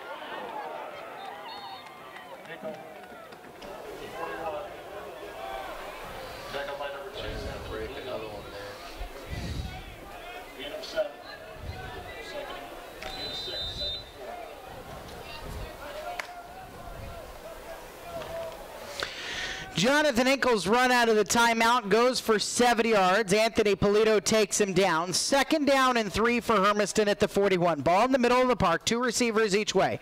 Peter Earl is into the left shoulder of Andrew James, who is into clock control now, looking to the back judge till he raises his hand to signify 5 seconds in the play clock. Hand off to Earl. Earl is hammered in the backfield. Nice bull rush by Ray Wilson, the defensive end. That senior got right back to the point of the handoff and hit Earl for a loss of 3.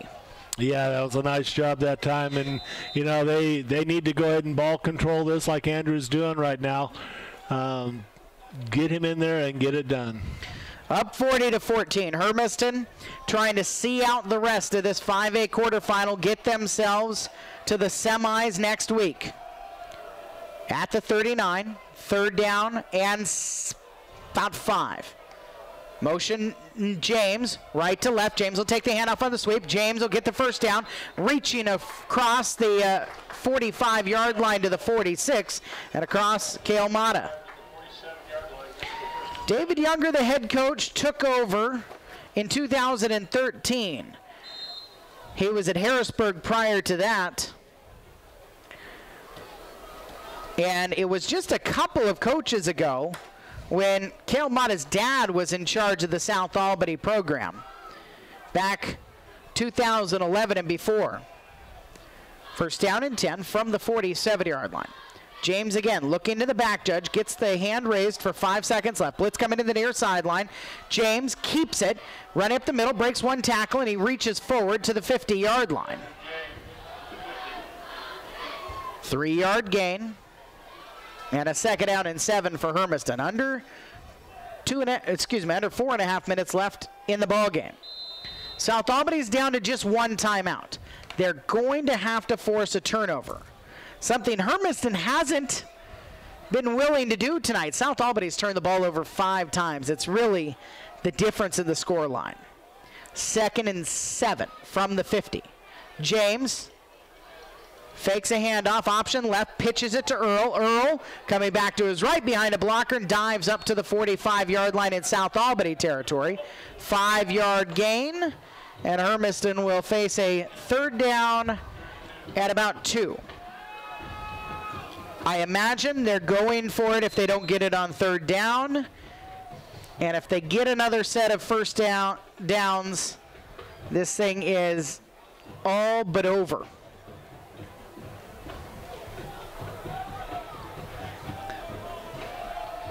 Bulldogs will try to stretch the field with 2 receivers each way on this 3rd down and 2 from the 45. Neal, sweep play, running right side. Neal went backwards. Neal's caught in the backfield and lost a yard, maybe 2. No, a yard back to the 46-yard line. So it's 4th down and 3. I think David Faitete is going to keep the offense out on the field. Joey Gutierrez has not punted yet tonight. Is that right? No, he has not. No punts. 40-14 is Hermiston's lead. 2:45 left.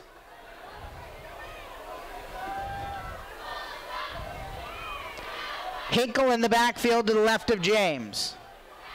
Andrew snaps, quick punt.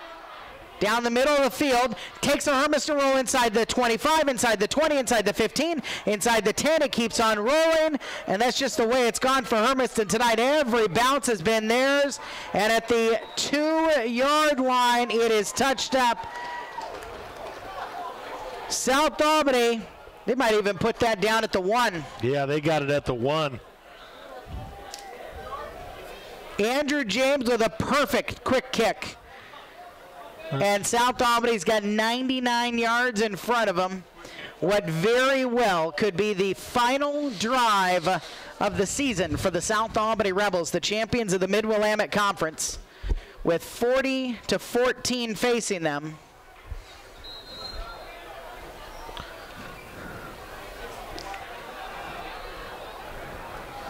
See, that's the 2nd time in a row that they broke their huddling up, Eric, with 12 players. Now, this time they didn't break it with 12. They broke it at 11, and they rushed a guy all the way off the field and then back on.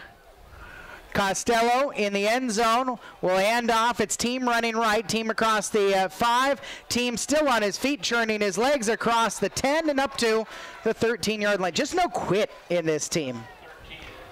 No, that time they're tackled by, looked like Walshley out on the play that time. Gunner team's going to get some Rebel Jacks from Rob Younger, the special teams coach, the father of David Younger, 4 decades in football. He's the director of the Oregon Athletic Coaches Association. Rebel Jacks are Skittles. Skittles. He brings Skittles to practice every day. Well, that's what he said. You said Skittles, and he said Rebel Jacks. Whatever it is. No, I said Rebel Jacks too. Yeah. But he calls the Skittles Rebel Jacks. That time they got called for breaking the huddle with 12. And so it's a 5-yard penalty. Just their 4th on the night, though, Eric. Under 2 minutes remaining. I had to get the Rebel Jacks note in. It's too good. He says, you know, anytime a kid's getting a little hot or they make a great play, they get some Rebel Jacks. A couple of Skittles, little Marshawn Lynch influence, I guess. First down and 15, handoff. And a running left, jump cut back to the right. All the way across the 20, flag out as team drags Peter Earl all the way up to the 23-yard line. See what they have here, if they have a holding. While we find out, we can tell you at Les Schwab Tires, they can't guarantee, if they can't guarantee something, they simply won't sell it. So whether you're coming in for tires, brakes, or alignment, you'll know the peace of mind comes standard. Les Schwab Tires, doing the right thing matters. The penalty is against Hermiston. With 1:42 left in regulation, Hermiston in front 40-14. It'll move the ball up to the 33-yard line. On the left hash mark, it is set, and now clock started spinning there, and so I think they're going to have to put some time back on it. They'll put 6 seconds back on the clock. This is the last time Hermiston will, as an OSA representative, host an OSAA team on Kennison Field. Deep throw, jump ball. Razone knocks it out of the hands of the intended receiver. Luke Walshley was over to help out, trying to get it into Polito's hands, and so it's incompletion. No matter what, next week is a game that will be held on a neutral field. Could be Wilsonville, could be Lebanon. They're having a rematch of last year's title game. Hermiston in their farewell season trying to get to the 5A championship game. A year from now, they will play no further away than Walla Walla, less than an hour up the river and up the road from here. As a member of the WIAA and the Mid-Columbia Conference. Second down, screen play, up the middle. Dunn's got it, coming near sideline. Dunn's got some blockers, 45-50. Hit from behind. And a good chase down by Cody Thacker to make the tackle. But Dunn does have a nice gain, gets it into Hermiston territory by a yard. With 84 seconds remaining, 40-14 the scoreline. Costello throws right side. He's got space into Cullison's hands. Cullison come back to the middle of the field and tackled at the 43-yard line. Hermiston doing their best to rotate some new guys in. Jonathan Enkel here on the near sideline. We can pretty much call this player the game thing now. Far sideline, Polito's got it. Polito's out of bounds. So Polito, he's 6 feet tall. He's 130 pounds. He keeps his weight down even during football season because wrestling's one of those #1 sports for him. And so Polito, I suppose he can eat a little bit in the post-game meal that Hermiston's Booster Club will host for South Albany. But he's got to start thinking about getting onto the mats. First down and 10 from the 36. Costello deep ball right side. He's got men out there. And Dunn pulls it in. Dunn's got the ball in traffic.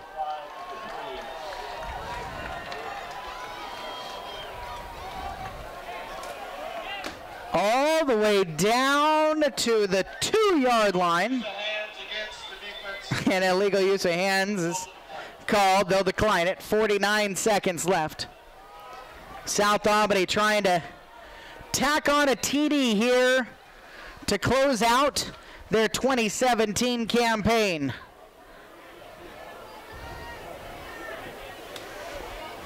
They'll huddle.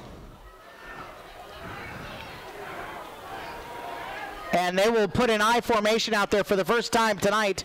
Costello under center, hands it off, up the middle, team touchdown. Gunner team gets into the end zone with 45 seconds remaining. and South Albany High School.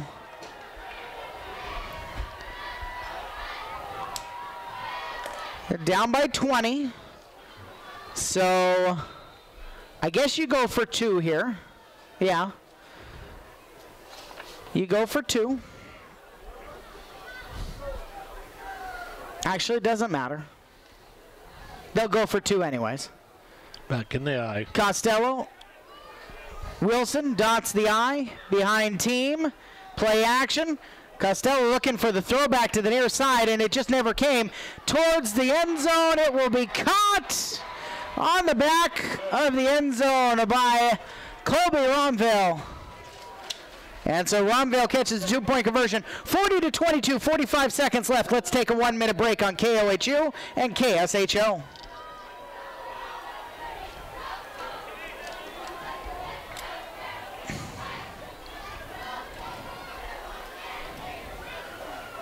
How far was the team run? 2 yards? Yes.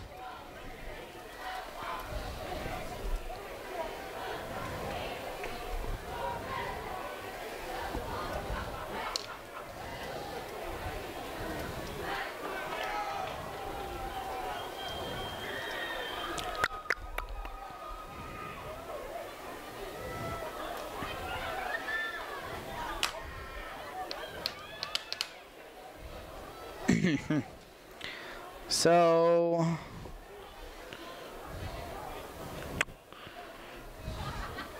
Dr. Drott says that's a final. Is there an update on the Silverton game? Not for a little bit.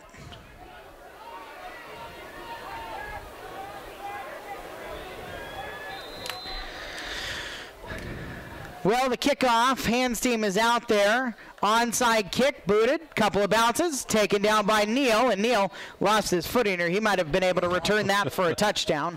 44 seconds left. South Albany with 1 timeout, down 40-22. 4 minutes to go. Silverton 42, Mountain View 40. About 5 minutes ago in the game clock, that one, so about 9 minutes left in the game. Mountain View had scored, but they missed the 2-point conversion. We're being told Wilsonville beat Lebanon 31-7. Wilsonville and Hermiston next week. Hermiston in the V for victory formation.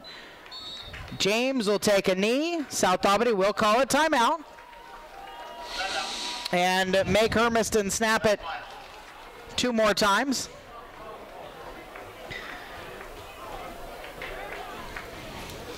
So you, by the way, can get your state championship merchandise from OSAAstore.com. The store has been updated and more user-friendly than ever. Get commemorative shirts, sweatshirts, hats, and much more. If you need a shirt from past years, they can get you one of those as well. It's OSAAstore.com. They just need to hand it to Jonathan one time. What's he at? 203. So he needs 2 yards. 2 yards for 2,000 this year? Yes.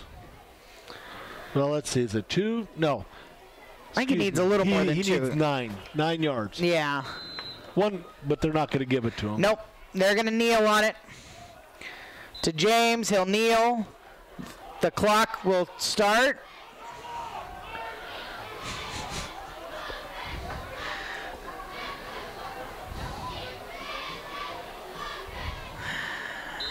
They'll whistle the ready to play with about 32 seconds left.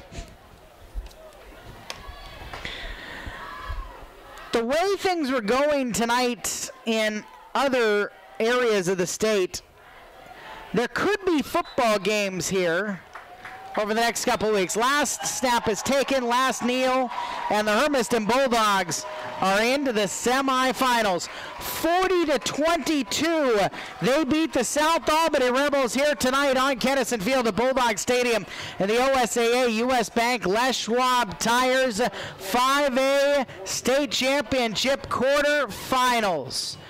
post-game show coming your way after these 2 minutes on KSHO and KOHU. All right, thank you, Mr. Olson. No problem, kid. See you Monday. Sounds good.